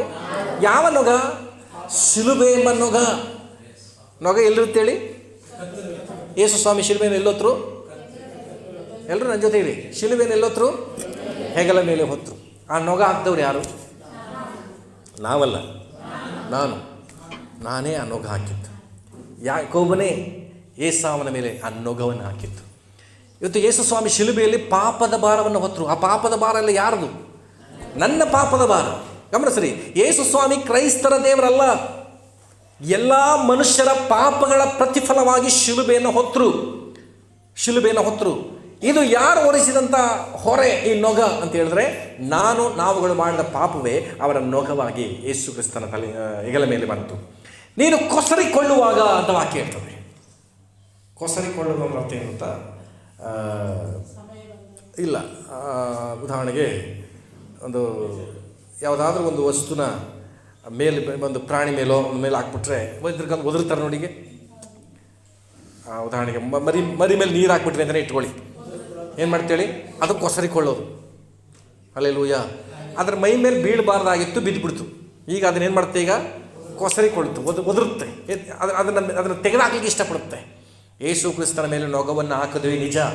ಆದರೆ ಎಷ್ಟು ದಿನ ನಿಲ್ತು ಅಂದರೆ ಆ ಮರಣ 3 ದಿನ ಆದಮೇಲೆ ಸಮಾಧಿಯಿಂದ ಅವರು ಎದ್ದು ಬಿಟ್ಟರು. ಅದನ್ನೇ ಕೊಸರಿಕೊಳ್ಳುವುದು ಅಂತ ಹೇಳೋದು. ಏಸಾವನಿಗೆ ಹೇಳ್ತಿದ್ದ, ನೀನು ಕೊಸರಿಕೊಳ್ಳುವಾಗ. ಸತ್ಯ ಹೇಳ್ತೀನಿ, ಈ ಏಸಾವನ ಸಂತತಿ ಯಾವಾಗಲೂ ದಾಸರಾಗಿರ್ಬೇಕಿತ್ತಾನೆ. ಹೊಸ ಒಡಂಬಡಿಕೆಗೆ ಬರುವಾಗ ಈ ಹೆರೋದನು ಯಾರ ಸಂತತಿ ಗೊತ್ತಾ? ಏಸಾವನ ಸಂತತಿ. ಯಾರಿಗೆ ರಾಜನಾಗಿದ್ದಾಗಿದ್ರೆ ಇಸ್ರಾಯೇಲರೆಲ್ಲರಿಗೂ ರಾಜರಾಗ್ಬಿಟ್ರು. ಹಲ್ಲೆಲೂಯಾ. ಅದನ್ನೇ ಕೊಸರಿಕೊಳ್ಳೋದು ಅಂತ ಇಸಾಕ ಹೇಳಿದ್ದು. ಅದನ್ನೇ ಯೇಸು ಕ್ರಿಸ್ತನು ಎಲ್ಲರ ಪಾಪದ ಭಾರವನ್ನು ಹೊತ್ತು ಶಿಲುಬೆಯನ್ನು ಹೊತ್ತುಕೊಂಡ್ರು. ಆದರೆ ಪಾಪದ ಭಾರವನ್ನು ಹೊತ್ತುಕೊಂಡು ಪಾಪದಲ್ಲೇ ದಾಸರಂತೆ ಇದ್ದುಬಿಟ್ರೆ ಯೇಸು ಸ್ವಾಮಿ ಸಮಾಧಿಯಿಂದ ಎದ್ದು ಎಲ್ಲ ಮನುಷ್ಯರಿಗೂ ಇವತ್ತು ರಾಜನಾಗಿ ದೇವರಾಗಿ ಪರಲೋಕದಲ್ಲಿ ಆಸೀನನಾಗಿದ್ದಾನೆ.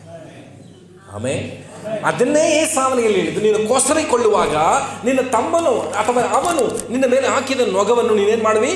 ಮುರಿದು ಹಾಕೋಯ್ತು. ಈಗ ಏಸಾವನು ಕೇಳ್ಕೊಳ್ತಿರ್ತಕ್ಕಂಥ ಆಶೀರ್ವಾದ ಅಷ್ಟೇ. ನಾನು ಮಾತಾಡ್ತಿರೋದು ಆಶೀರ್ವಾದಪಟ್ಟಂತಹ ವಿಷಯ, ಸಂದರ್ಭ, ಆಶೀರ್ವಾದ ನೆರವೇರಿದಂಥ ವಿಷಯವನ್ನು ಇಲ್ಲಿ 2 ವಿಚಾರಗಳನ್ನು ನಾನು ಮಾತಾಡ್ತಾ ಇದ್ದೀನಿ. ಏಸಾವನಿಗೆ ದೇವರ ಆಶೀರ್ವಾದ ಮಾಡ್ತಿದ್ದಾರೆ. ಆ ಆಶೀರ್ವಾದ ಯಾವ ರೀತಿ ನೆರವೇರಿತು ಅಂತ ಹೇಳಿದ್ರೆ ಕ್ರಿಸ್ತನ ಜೀವಿತದಲ್ಲಿ ಅದು ನೆರವೇರಿತು. ಹಲ್ಲೆಲೂಯಾ. 41ನೇ ವಚನಕ್ಕೆ ಬರೋಣ. 41ನೇ ವಚನ. ಅದಕ್ಕೆ ಮುಂಚೆ ಎಲ್ರಿಗೂ ಇನ್ನೂ ಕೆಲವು ವಿಚಾರಗಳನ್ನು ಎಕ್ಸ್ಪ್ಲೈನ್ ಮಾಡಲಿಕ್ಕೆ ಇಷ್ಟಪಡ್ತೀನಿ. ಅವನು ನಿನ್ನ ಮೇಲೆ ಹಾಕಿದ ನೊಗವು ಅಂದರೆ ಯೆಶಾಯ, ಎಲ್ಲರೂ ತೆಗೆದು ಹೇಳಿ ನೋಡೋಣ. ಯೆಶಾಯ 53ನೇ ಅಧ್ಯಾಯ 4ನೇ ವಚನ ಹೇಳಿ. ನಿಜವಾಗಿಯೂ ಆತನು ಹೊತ್ತ ಹೊರೆಯು ನಮ್ಮ ಸಂಕಟವೇ ಹೌದು. ಯೇಸು ಸ್ವಾಮಿ ಹೊತ್ತ ಹೊರೆ ಯಾವುದು? ನಮ್ಮ ಸಂಕಟ, ನಾವು ಹಾಕಿದಂಥ ಹೊರೆ. ಗಮನಿಸ್ರಿ, ಹೊಸದಾಗಿ ಬಂದಿರೋರೆ, ಯೇಸು ಸ್ವಾಮಿ ಯಾಕೆ ಶಿಲುಬೆಯನ್ನು ಹೊತ್ತರು ಅಂದರೆ ನಮ್ಮ ಸಂಕಟ. ಒಂದು ವೇಳೆ ನೀವು ಸಂಕಟದಲ್ಲಿದ್ದೀರಾ, ನೆಮ್ಮದಿ ಇಲ್ಲದೆ ಇದ್ದೀರಾ, ಆರೋಗ್ಯ ಇಲ್ಲದೆ ಇದ್ದೀರಾ, ಯೇಸು ಸ್ವಾಮಿ 2000 ವರ್ಷಗಳಿಂದ ಇದೆಲ್ಲವನ್ನು ಹೊತ್ತು ತೀರಿಸಿದ್ದಾನೆ. ನೀವು ನಂಬಿದ್ರೆ, ದೇವರ ಇವತ್ತು ನಾನು ಕಷ್ಟಪಡ್ತಿದ್ದೀನಿ, ನಾನು ರೋಗ ಅನುಭವಿಸ್ತಿದ್ದೀನಿ, ಕಣ್ಣೀರಿಡ್ತಾ ಇದ್ದೀನಿ, ಒಂದು ನೆಮ್ಮದಿ ಇಲ್ಲದ ಜೀವನ ನನ್ನ ಮನೆಯಲ್ಲಿದೆ, ಇದೆಲ್ಲದರ ನಿಮಿತ್ತ ನೀನು ಶಿಲುಬೆ ಮೇಲೆ ನನಗೋಸ್ಕರ ಪ್ರಾಣವನ್ನೇ ಕೊಟ್ಟಿದ್ದೀರಿ, ಅದೆಲ್ಲವನ್ನು ಹೊತ್ತು ತೀರಿಸಿದ್ದೀರಿ ಅನ್ನೋದನ್ನು ಇವತ್ತು ನಾನು ನಂಬುತ್ತೀನಿ ಅಂತೇಳಿ ನೀವು ಅರಿಕೆ ಮಾಡುವಾಗ ಯೇಸು ನಿನ್ನ ಕುಟುಂಬದಲ್ಲಿ ನಿನ್ನ ಜೀವಿತಕ್ಕೆ ಅವರು ಬರಲಿಕ್ಕೆ ಹೋಗ್ತಾರೆ. ಇವತ್ತಿನ ಹೊರಗೆ ಕಂಡಂತಹ ಎಲ್ಲ ನಷ್ಟ ಕಷ್ಟಗಳನ್ನು ಅದನ್ನು ತೆಗೆದುಹಾಕಿ ಹೊಸ ಜೀವಿತವನ್ನು ನಿಮಗೆ ಕೊಡಲಿಕ್ಕೆ ಯೇಸು ಶಕ್ತರಾಗಿದ್ದಾರೆ. ಅವರು ಬದುಕಿದ್ದಾರೆ ಯೇಸು ಸ್ವಾಮಿ. ಇಲ್ಲಿರುವಂಥ ನಾವು ಯಾರು ಕ್ರೈಸ್ತರಲ್ಲ, ಕ್ರಿಶ್ಚಿಯನ್ ಧರ್ಮಕ್ಕೆ ಸೇರಿದವರಲ್ಲ, ನಾವು ಯಾರು ಕ್ರಿಶ್ಚಿಯನ್ ಧರ್ಮಕ್ಕೆ ಸೇರಿದವರಲ್ಲ, ಸೇರೋದೂ ಇಲ್ಲ. ಆದರೆ ನನ್ನ ಪಾಪದ ಭಾರವನ್ನು ಶಿಲುಬೆ ಮೇಲೆ ಹೊತ್ತು ತೀರಿಸಿ ನನಗೆ ನೆಮ್ಮದಿಯನ್ನು, ಒಂದು ಶಾಶ್ವತವಾದ ಜೀವನವನ್ನು, ಸ್ವರ್ಗವನ್ನು ಕೊಡುವುದಕ್ಕೋಸ್ಕರವಾಗಿ ಯೇಸು ಸ್ವಾಮಿ ಬಂದಿದ್ದಾರೆ ಎನ್ನುವ ಸತ್ಯವನ್ನು ಅರಿತವರು ನಾವೆಲ್ಲ ಇಲ್ಲಿದ್ದೀವಿ. ಆಮೇಲೆ ಯೇಸು ಸ್ವಾಮಿ ನಿಜ ದೇವರು, ಕ್ರೈಸ್ತರ ದೇವರಲ್ಲ. ಅವರು ಸಕಲ ಮನುಷ್ಯರ ಪಾಪಗಳಿಗೋಸ್ಕರ ಪರಿಹಾರ ಬಲಿಯಾದವರು, ಯಜ್ಞವಾದವರು. ಇವತ್ತು ನಾವು ಹಬ್ಬ ಹರಿದಿನಗಳಿಗೆ ಯಜ್ಞ ಕೊಡುವ ಅವಶ್ಯಕತೆ ಇಲ್ಲ, ನಮಗಾಗಿ ಒಬ್ಬರು ಯಜ್ಞವಾಗಿದ್ದಾರೆ, ಬಲಿಯಾಗಿದ್ದಾರೆ. ಹಲ್ಲೆಲೂಯಾ. ಆದ್ದರಿಂದ ಈಗ ಮುಂದಿನ ವಚನಕ್ಕೆ ನಾನು ಹೋಗ್ತೀನಿ. 41ನೇ ವಚನ. ತಂದೆಯು ಯಾಕೋಬನಿಗೆ ಮಾಡಿದ ಆಶೀರ್ವಾದದ ನಿಮಿತ್ತ ಏಸಾವನು ಯಾಕೋಬನನ್ನು ಹಾಗೆ ಮಾಡಿ. ಏಸಾವ ಯಾಕೋಬನ ಏನು ಮಾಡಿದ್ರಂತೆ? ಇದನ್ನು ಸ್ವಲ್ಪ ಆಲೋಚನೆ ಮಾಡಿರಿ, ನಿಮ್ಮೊಳಗೆ ಏನಾದ್ರು ಬರುತ್ತಾ ಅಂತ. ಯಾಕೋಬ ಯಾರಿಲ್ಲಿ? ನಾವು. ಏಸಾವ ಯಾರು? ಯೇಸು ಕ್ರಿಸ್ತನು. ಏಸಾವ ಈಗ ಯಾರನ್ನ ಹಾಗೆ ಮಾಡ್ತಾವನೆ? ಯಾಕೋಬನನ್ನು. ಹಾಗಿದ್ರೆ ಯೇಸು ನನ್ನನ್ನು ನಿನ್ನನ್ನು ಹಾಗೆ ಮಾಡ್ತಾರೆ. ವಿಷಯಕ್ಕೆ ಬರ್ತಿದ್ದಾರೆ. ಯಾವ ರೀತಿ ಹಾಗೆ ಮಾಡ್ತಾರೆ ತೆಗೆದುಕೊಂಡು ಮತ್ತಾಯನ ಬರೆಸುವ 10ನೇ ಅಧ್ಯಾಯ. ಮತ್ತಾಯನ ಬರೆಸುವಾರ್ತೆ 10ನೇ ಅಧ್ಯಾಯ ಅದರ 34ನೇ ವಚನ. ನಾನು ಹೇಳ್ತೀನಿ, ಗಮನಿಸಿ. ಭೂಲೋಕದ ಮೇಲೆ ಸಮಾಧಾನ ಹುಟ್ಟಿಸುವುದಕ್ಕೆ ಬಂದಿರೋದು ನೆನೆಸಬೇಡ್ರಿ. ಯೇಸು ಸ್ವಾಮಿ ಏನು ಹೇಳ್ತಿದ್ದಾರೆ? ನಾವು ಬಂದಿರೋದು ನೀವು ಸಮಾಧಾನ ಕೊಡೋಕ್ಕೆ. ಹಂಗನ್ಕೊಂಬಂದಿದೆಯಾ ಮಗನೇ? ಹಂಗನ್ಕೋಬೇಡ, ನನ್ನ ಜೊತೆ ಇದ್ದೀರಾ? ನಾವೇನು ಅಂದ್ಕೊಂಡಿದ್ದೀವಿ? ಯೇಸು ಸ್ವಾಮಿ ನಂಬಿದ್ರೆ ಸಮಾಧಾನ. ಹೊಸದಾಗಿ ಬಂದವರು ಗಾಬರಿ ಆಗ್ಬಿಡ್ಬೇಡಿ. ಯೇಸು ಸ್ವಾಮಿನ ನಂಬಿದವರಿಗೆ ಖಂಡಿತವಾಗಿ ದೇವರು ಸಮಾಧಾನ ಕೊಟ್ಟೇ ಕೊಡ್ತಾರೆ. ಆದರೆ ನೀನು ಎದುರು ನೋಡುವಂತಹ ರೀತಿಯಲ್ಲಿ ಮಾರ್ಗದಲ್ಲಿ ಅವರು ಸಮಾಧಾನ ಕೊಡೋದು. ನಮ್ಮ ಕಾನ್ಸೆಪ್ಟ್ ಏನು? ನಾವು ಯೇಸು ಸ್ವಾಮಿ ನಂಬಿದ್ರೆ ಹೀಗೇನೆ ನಮಗೆ ಸಮಾಧಾನ ಕೊಡ್ತಾರೆ ಅಂತೇಳಿ ನಾವು ಕಲ್ಪನೆ ಮಾಡ್ಕೊಂಡಿರ್ತೀವಿ, ನಾವು ಎದುರು ನೋಡ್ಬಿಡ್ತೀವಿ. ಆದರೆ ದೇವರು ಅಂದ್ಕೊಳ್ತಾರೆ, ನಾನು ನೀನು ಅಂದುಕೊಂಡಂತೆ ಯಾವ ಮಾರ್ಗದಲ್ಲಿಯೂ ನಾನು ಸಮಾಧಾನ ಕೊಡದೆ, ನಾನೇನು ಅಂದುಕೊಂಡಿದ್ದೀನೋ ಅದೇ ರೀತಿ ನಾನು ಸಮಾಧಾನ ಕೊಡ್ತೀನಿ. ಯೇಸು ಸ್ವಾಮಿ ಹೇಳ್ತಾರೆ, ಮತ್ತೊಂದು ವರ್ಷ 14ನೇ ಅಧ್ಯಾಯ ಮತ್ತು 15ನೇ ಅಧ್ಯಾಯದಲ್ಲಿ ಎರಡರಲ್ಲೂ ನಾನು ಶಾಂತಿಯನ್ನು ಕೊಡಲಿಕ್ಕೋಸ್ಕರ ಬಂದಿದ್ದೀನಿ, ನಾನು ನಿಮಗೆ ಆನಂದವನ್ನು ಕೊಡಲಿಕ್ಕೋಸ್ಕರ ಬಂದಿದ್ದೀನಿ. ಯಾವ ರೀತಿ ಆನಂದ? ಲೋಕವು ಕೊಡುವ ರೀತಿಯಲ್ಲ, ನನ್ನಲ್ಲಿರುವಂತಹ ಶಾಂತಿಯನ್ನೇ, ನನ್ನಲ್ಲಿರುವಂತಹ ಆನಂದವನ್ನೇ ನಿಮಗೆ ಕೊಡಬೇಕು ಅಂತ ನಾನು ಬಂದಿದ್ದೀನಿ ಅಂತ. ಹಾಗೆ ಯೇಸು ಸ್ವಾಮಿಯಲ್ಲಿ ಎಂಥ ಆನಂದ ಇತ್ತು? ಯೇಸು ಸ್ವಾಮಿಯಲ್ಲಿ ಎಂಥ ಆನಂದ ಇತ್ತು? ತನ್ನ ಸ್ವಂತ ಜನರೆಲ್ಲರೂ ಅವರನ್ನು ಏನು ಮಾಡಿದ್ರು? ಹಾಗೆ ಮಾಡಿದ್ರು. ತಿರಸ್ಕರಿಸ್ಬಿಟ್ರು, ಶಿಲುಬೆಗೆ ಹಾಕುವ ಅಂತ ಹೇಳಿದ್ರು. ಆದರೆ ಯೇಸು ಸ್ವಾಮಿ ಅವರನ್ನೆಲ್ಲ ತಿರಸ್ಕಾರ ಮಾಡಿದ್ರ? ತಿರಸ್ಕಾರ ಮಾಡಲಿಲ್ಲ. ಈಗ ಮುಂದೆ ಓದ್ತೀನಿ. ಮತ್ತೆ ಬರುತ್ತೆ 10ನೇ ಅಧ್ಯಾಯ 34ನೇ ವಚನ. ಭೂಲೋಕದ ಮೇಲೆ ಸಮಾಧಾನ ಹುಟ್ಟಿಸುವುದಕ್ಕೆ ಬಂದಿರೋದು ನೆನೆಸಬೇಡ್ರಿ. ಸಮಾಧಾನ ಹುಟ್ಟಿಸುವುದಕ್ಕೆ ನಾನು ಬಂದಿಲ್ಲ, ಖಡ್ಗವನ್ನು ಹಾಕುವುದಕ್ಕೆ ಬಂದಿದ್ದೇನೆ. ಯಾಕೆ ಹೇಳಿ? ಇಸಾಕನು ಯಾಕೆ ಏಸಾವನು ಕೊಟ್ಟಂತ ಆಶೀರ್ವಾದ ಏನು? ಹಾಗೆ ಮಾಡ್ಬೇಕು, ನೀನು ಹಾಗೆ ಮಾಡ್ತಾನೆ ನೀನು ಅವನ್ನ. ಈ ಏಸಾವ ಅನ್ಕೊತಿದ್ದಾನೆ. ಇದೆಲ್ಲ ಮಾತುಗಳನ್ನ ಕೇಳಿ ತಮ್ಮನ ಮೇಲೆ ಹಾಗೆ ಬಂದುಬಿಡ್ತು, ಯಾಕೋಬನ ಮೇಲೆ ಹಾಗೆ ಬಂತು. ಹಾಗೆ ಯೇಸು ಕ್ರಿಸ್ತನು ನಮ್ಮನ್ನು ಹಾಗೆ ಮಾಡೋದು ಹೇಗೆ ಗೊತ್ತಾ? ಯೇಸು ಸ್ವಾಮಿನ ನಂಬುವವರೆಗೂ ಇಲ್ಲಿ ಗಂಡ ಹೆಂಡ್ತಿರಿದ್ರೆ ಗಂಡ ಹೆಂಡತಿನ ತುಂಬ ಪ್ರೀತಿಸ್ಬೇಕು, ಹೆಂಡತಿ ಗಂಡನನ್ನು ನನ್ನ ಜೊತೆ ಹೇಳ್ರಿ, ತುಂಬ ಪ್ರೀತಿಸ್ಬೇಕು. ತಂದೆ ತಾಯಿಗಳು ಮಕ್ಕಳನ್ನು ತುಂಬ ಪ್ರೀತಿಸ್ಬೇಕು. ಅಣ್ಣ ಅಕ್ಕ ತಮ್ಮ ತಂಗಿ ಎಲ್ಲರೂ ಹೇಳ್ರಿ, ಯಾಕೆ ಕೂತಿದ್ರಿ? ನಮ್ಮ ಹತ್ರ ಇದ್ರು ತಾನೇ ಪಾಸ್ಟರ್, ಅದು ತುಂಬ ಅಂತ ಕೂತಿದ್ದಾರೆ. ನಾವು ತುಂಬ ಪ್ರೀತಿಸ್ಬೇಕು ಒಬ್ರಿಗೊಬ್ರನ್ನ. ಯೇಸು ಸ್ವಾಮಿ ನಂಬೋದಕ್ಕಿಂತ ಮುಂಚೆ, ನಂಬದ ಮೇಲೆ ಫಸ್ಟು ದೇವ್ರು ಹೇಳ್ತಾರೆ, ನೀನು ನಿನ್ನ ಅಪ್ಪನ್ನ ಅಮ್ಮನ್ನ ಅಕ್ಕನ್ನ ತಮ್ಮಿನ ತಂಗಿನ ಹೆಂಡ್ತಿನ ಗಂಡನ ಮಕ್ಕಳನ್ನ ಪ್ರೀತಿಸಬೇಡ, ಫಸ್ಟ್ ನನ್ನನ್ನು ಪ್ರೀತಿಸು. ದೇವ್ರು ಹೇಳೋ ಮಾತು. ಹಲ್ಲೆಲೂಯಾ. ದೇವರು ಖಡ್ಗ ಹಾಕ್ಬಿಟ್ಟು ಹೇಳ್ತಿದ್ದಾರೆ, ಹಾಗೆ ಮಾಡ್ತಿದ್ದಾರೆ. ಮಹೇಶ್ ಸೋನಿ ಶಿಷ್ಟನ ಪ್ರೀತಿ ಮಾಡಬೇಡಿ, ಇವತ್ತು ಸ್ಟಾರ್ಟ್ ಮಾಡಿಬಿಟ್ರೆ ಜಗಳನ. ಅದಲ್ಲ, ಫಸ್ಟ್ ನೀನು ನನ್ನನ್ನು ಪ್ರೀತಿಸು. ಹಲ್ಲೆಲೂಯಾ. ಫಸ್ಟ್ ಯಾರನ್ನ, ನನ್ನನ್ನು ಮೀನ್ಸ್ ಚಂದ್ರಪಾಸನಲ್ಲ, ಯೇಸುವನ್ನು ನೀನು ಪ್ರೀತಿಸಬೇಕು. ಅವರು ಹೇಳ್ತಾರೆ ನೆಕ್ಸ್ಟು, ಕುಮಾರ್ ಬ್ರದರ್ ಮತ್ತು ಹಂಸವೇಣಿ ಸಿಸ್ಟರು ಕುಮಾರ್ ಬ್ರದರ್ನ ಪ್ರೀತಿಸಬೇಡ. ಹಾಗೂ ಇಲ್ಲ ಪಾಸ್ಟರ್ ಅಂತಾರೆ. ಫಸ್ಟ್ ಯಾರನ್ನ ಪ್ರೀತಿಸು? ಯೇಸುವನ್ನು ಪ್ರೀತಿಸು. ಯೇಸು ಯಾವಾಗ ಹೇಳ್ತಾರೆ ಗೊತ್ತಾ? ಈಗ ನೀನು ನಿನ್ನ ಗಂಡನ್ನ ಪ್ರೀತಿಸು. ಯೇಸು ಹೇಳೋ ಮತ್ತೆ ನೆಕ್ಸ್ಟ್ ಮಾತೇನು? ನಿನ್ನ ಗಂಡನ್ನ ಪ್ರೀತಿಸು. ಇವತ್ತು ಎಷ್ಟೋ ಜನ ದೇವರನ್ನ ಪ್ರೀತಿಸದೆ ಹೆಂಡತಿ ಗಂಡನನ್ನು ಪ್ರೀತಿಸುವ ನಿಮಿತ್ತವಾಗಿ ಇವತ್ತು ಎಷ್ಟೋ ಜನ ಕಿತ್ತು ಹೋಗಿದ್ದಾರೆ, ಸಂಬಂಧಗಳು ಹಾಳಾಗಿದೆ, ಡಿವೋರ್ಸ್ ಆಗಿದೆ, ಒಬ್ಬರನ್ನೊಬ್ಬರು ಕಂಡ್ರೆ ಆಗದಂಥ ಸ್ಥಿತಿ ಹೋಗಿದೆ. ಕಾರಣ ಅತಿಯಾದ ಪ್ರೀತಿ. ಲೋಕ ಒಂದು ಗಾದೆ ಮತ್ತೆ ಹೇಳ್ತಾ ಗೊತ್ತಾ? ಅತಿಯಾಗಿ ಪ್ರೀತಿಸಿದವರು ದೂರ ಆಗೋಯ್ತಾರೆ. ಕೇಳಿಸ್ಕೊಂಡಿದ್ದೀರಾ? ಅತಿಯಾಗಿ ಪ್ರೀತಿಸಿದವರು ದೂರ ಆಗ್ತಾರೆ ಅಂತ ಕೇಳಿಸ್ಕೊಂಡಿದ್ದಾರೆ. ನಿಜ. ಯಾಕೆಂದರೆ ದೇವರೇ ಅದ ಮೇಲೆ ಖಡ್ಡಿಗೆ ಹಾಕ್ಬೋದು. ನೀನು ಒಬ್ಬರೊಬ್ಬರು ಅತಿಯಾಗಿ ಪ್ರೀತಿಸ್ತೀಯಾ, ಅವ್ರು ದೂರ ಆಗಬಾರ್ದು ಅಂತ ಇಷ್ಟಪಡ್ತೀಯಾ? ಫಸ್ಟ್ ಯೇಸುವನ್ನು ಪ್ರೀತಿಸು. ಅವ್ರು ಹೇಳ್ತಾರೆ ನೀನು ಅವ್ರನ್ನ ಪ್ರೀತಿಸಕ್ಕೆ ಮಾಡಿ ಯಾವಾಗಲೂ ನಿಮ್ಮ ಸಂಬಂಧಗಳು ಜೊತೆಯಾಗಿರುವಂತೆ ದೇವರು ಸಹಾಯ ಮಾಡೋ ಥರ ಇರ್ತಾರೆ. ಆಮೇಲೆ ಏಸಾವ ಅಂದುಕೊಂಡದ್ದೇನು? ನನ್ನ ತಮ್ಮನ ಮೇಲೆ ಹಾಗೆ ಮಾಡ್ತೇನೆ, ಹಾಗೆ ಇಟ್ಕೊಂಡಂತೆ. ಮುಂದಿನ ಅಧ್ಯಾಯ 39ನೇ ವಚನದವರೆಗೂ ಓದ್ತಾ ಬಂದರೆ 35ನೇ ವಚನ ಓದ್ತೀನಿ ನಾನೇ ನೋಡ್ರಿ. 35ನೇ ವಚನ ಹೇಗಂದರೆ, ಮಗನಿಗೂ ತಂದೆಗೂ, ಮಗಳಿಗೂ ತಾಯಿಗೂ, ಸೊಸೆಗೂ ಅತ್ತಿಗೂ ಭೇದ ಹುಟ್ಟಿಸುವುದಕ್ಕೆ ಬಂದೆನು. ಇದನ್ನು ಓದಿ ತಪ್ಪಾಗಿ ಅರ್ಥ ಮಾಡ್ಕೊಂಡವ್ರು ಇದ್ದಾರೆ ವಾಕ್ಯವನ್ನು. ಭೇದ ಹುಟ್ಟಿಸಲಿಕ್ಕೆ ಅಂದರೆ ನೀನು ಫಸ್ಟ್ ಪ್ರಿಫರೆನ್ಸ್. ಇವತ್ತು ಕೆಲವು ಗಂಡಂದ್ರು ಇರ್ತಾರೆ, ನೀನು ನನ್ನೇ ಪ್ರೀತಿಸಬೇಕು ಅಂತ. ಕೆಲವು ಹೆಂಡತಿ ಹೇಳ್ತಾರೆ ನನ್ನೇ ಪ್ರೀತಿಸ್ಬೇಕು, ಯಾರು ನೋಡಬಾರ್ದು, ನನ್ನೇ ಪ್ರೀತಿಸ್ಬೇಕು ನೀನು. ಈ ಆಜ್ಞೆನ ಬಿಟ್ಟಾಕ್ರಿ. ನನ್ನ ಹೆಂಡತಿ, ನನ್ನ ಗಂಡನಿಗೆ ಎಷ್ಟೋ ಸಲ ಮಾತಾಡ್ಕೊತೀವಿ, ನೀನು ಫಸ್ಟ್ ದೇವರನ್ನ ಪ್ರೀತಿಸು. ಅವ್ರು ಹೇಳ್ತಾರೆ ಫಸ್ಟ್ ದೇವರನ್ನ ಪ್ರೀತಿಸಿ. ಹಲ್ಲೆಲೂಯಾ. ನನ್ನನ್ನು ಅತಿಯಾಗಿ ಪ್ರೀತಿಸಿಬಿಟ್ರೆ ನಾನು ಇತ್ತಾಗ ಅಗುವ ತಪ್ಪ ಕಾಣುತ್ತೆ. ಅಳ್ಳಾಡಿದ್ರು ಗಂಡ, ಅಳ್ಳಾಡಿದ್ರು ಹೆಂಡತಿ, ಅಳ್ಳಾಡಿದ್ರು ತಪ್ಪು ಹುಡ್ಕೋರಿಲ್ಲ, ತುಂಬ ತಪ್ಪು ಹುಡ್ಕೋರಿದ್ದಾರೆ. ಕಾರಣ ಅವ್ರ ಮೇಲೆ ದ್ವೇಷ ಅಲ್ಲ, ಅತಿಯಾದ ಪ್ರೀತಿ. ಅದಕ್ಕೆ ಯೇಸು ಹೇಳಿದ್ದು, ನಿಮ್ಮಲ್ಲಿ ಖಡ್ಗ ಹಾಕ್ತೀನಿ, ಒಬ್ರಿಗೊಬ್ಬರು ನೀವು ಪ್ರೀತಿಸ್ಕೋಬೇಡಿ, ಫಸ್ಟ್ ನನ್ನ ಪ್ರೀತಿಸಿ, ನಿಮ್ಮ ಸಂಬಂಧಗಳನ್ನ ನಾನು ಗಟ್ಟಿ ಮಾಡ್ತೀನಿ. ಹಲ್ಲೆಲೂಯಾ. ಆದ್ದರಿಂದಲೇ ಯೇಸು ನಮ್ಮನ್ನು ಹಾಗೆ ಮಾಡುವ ರೀತಿಯಲ್ಲಿ ಕಾಣಿಸುತ್ತಾರೆ. ಇವತ್ತು ಕೂಡ ಕೆಲವರು ಹೇಳ್ತೀನಿ, ಭಾನುವಾರ ಕೆಲಸ ಬಂದರೆ, ಡ್ಯೂಟಿ ಇದ್ದರೆ ಹೋಗಬೇಡಿ, ಕೆಲಸನೇ ಬಿಟ್ಟುಬಿಡಿ ಅಂತೀನಿ. ಯೇಸು ಸ್ವಾಮಿ ಹೇಳೋ ಮಾತು ಇದು ಹಾಗೆ ಮಾಡ್ದಂಗೆ ಇರುತ್ತೆ. ಕೆಲಸಕ್ಕೆ ಹೋಗೋದು ಬೇಡ ಅಂತಾರಲ್ಲ ಇವರು ಅಂತ ಅನಿಸುತ್ತೆ. ಹಾಗೆ ಮಾಡ್ದಂಗೆ ಇರುತ್ತೆ. ನೀವು ಬಿಟ್ಟು ಬಾ, ಆ ಕೆಲಸ ನಿಮಗೆ ನೆಮ್ಮದಿ ಇರುತ್ತೆ. ಇವತ್ತು ಎಷ್ಟೋ ಜನ ದುಡಿದು ದುಡಿದು ದುಡಿದು ನೆಮ್ಮದಿ ಇಲ್ಲದೆ, ಯಾವ ರಾಯ್ ತೀರೋದಲ್ಲ ಈಗ, ಸಿ ಜೆ ರಾಯ್ ಸತ್ತೋದ್ರು. ಅವ್ರಿಗೇನು ಬಡತನ ಅಂತ ಸತ್ತೋಗ್ಲಿಲ್ಲ, ದುಡ್ಡು ಜಾಸ್ತಿ ಆಯಿತು ಅಂತ ಸತ್ತೋದ್ರು.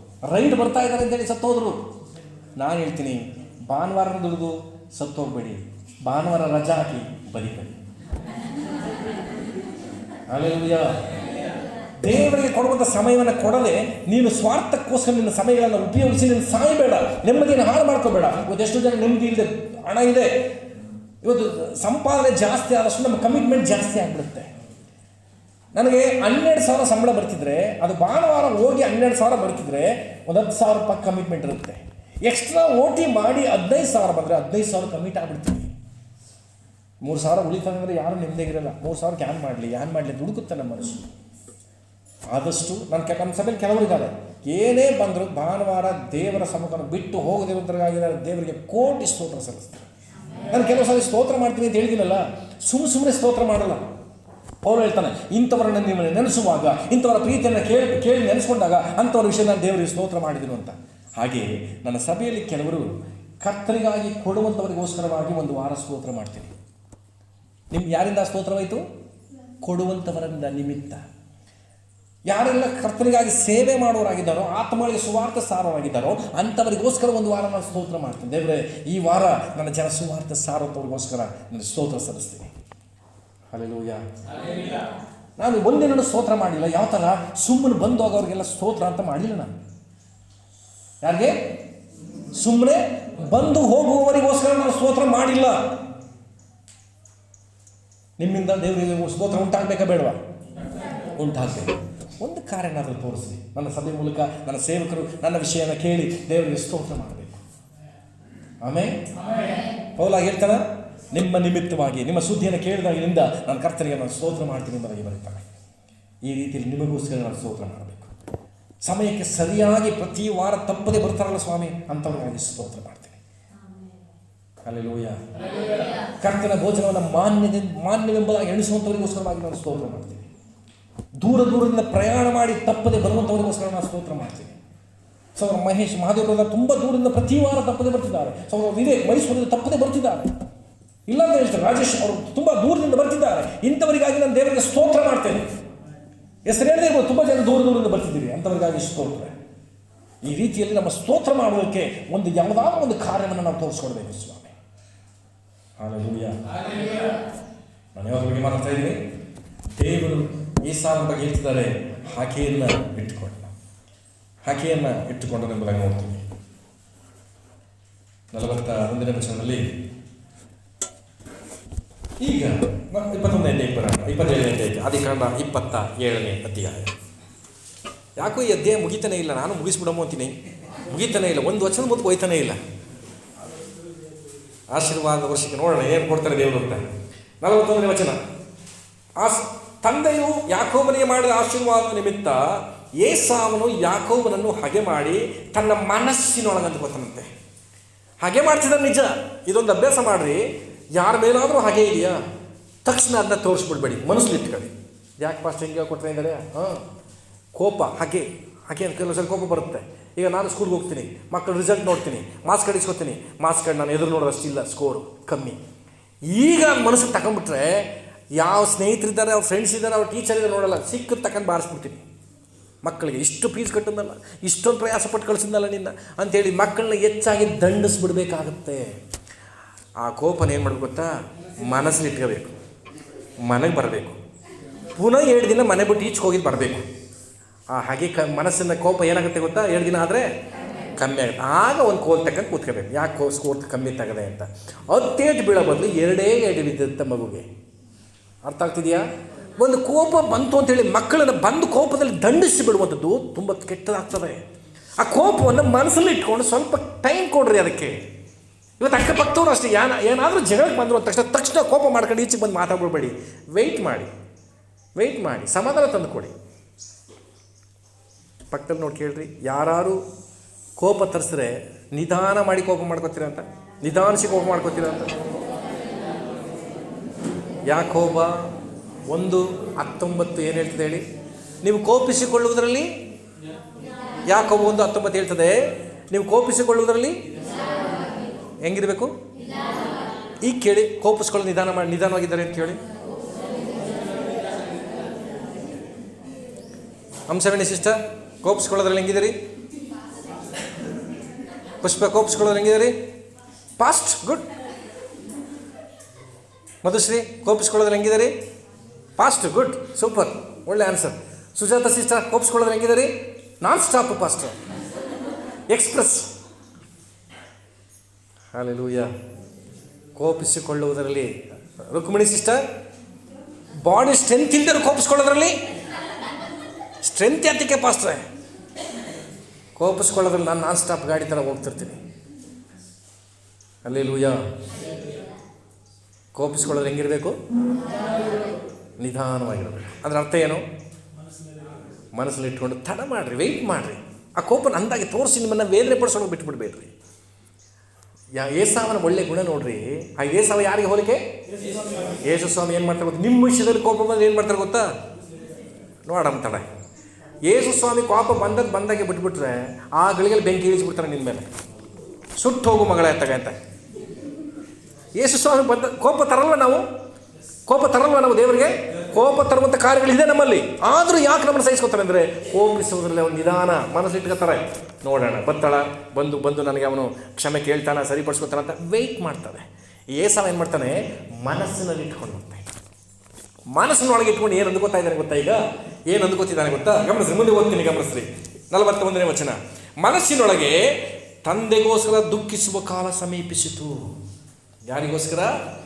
ತಂದೆಗೋಸ್ಕರ ದುಃಖಿಸುವ ಕಾಲ ಸಮೀಪವಾಯಿತು. ಅದರ ಅರ್ಥ ಇಲ್ಲಿನ ಅರ್ಥ, ತಂದೆಗೆ ವಯಸ್ಸಾಗಿದೆ, ಕಣ್ಣು ಕಾಣ್ತಿಲ್ಲ, ಯಾವ ಗಳಿಗೆ ಸಾಯ್ತಾನೋ ಗೊತ್ತಿಲ್ಲ, ಅವನಿಗೋಸ್ಕರ ಅಳಬೇಕಾದ ಸಮಯ ಬಂದಿದೆ. ಅವನಿಗೋಸ್ಕರ ಅಳಬೇಕಾದ ಸಮಯ ಬಂದಿರುವಾಗ ನಾನು ಯಾಕೋಬನನ್ನು ಕೊಂದುಬಿಟ್ರೆ ಇಸಾಕ ಏನು ಮಾಡ್ತಾರೆ?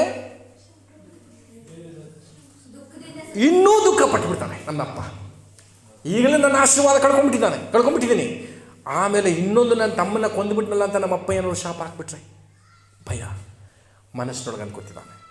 ಗಮನಿಸ್ರಿ, ಏಸಾವ ಯೇಸುಗೆ ಹೋಲಿಕೆ, ಇಸಾಕ ಅಂದರೆ ತಂದೆಗೆ ಹೋಲಿಕೆ. ಈಗ ನಾವು ಕೂಡ ತಂದೆಗೋಸ್ಕರ ದುಃಖಿಸುವಂಥ ಕಾಲ ಸಮೀಪವಾಗಿದೆ. ತಂದೆಗೋಸ್ಕರ ಯೇಸು ಸ್ವಾಮಿ ತಂದೆಗೋಸ್ಕರ ದುಃಖಿಸ್ತಾರೆ ಗೊತ್ತಾ? ಏನಂತ?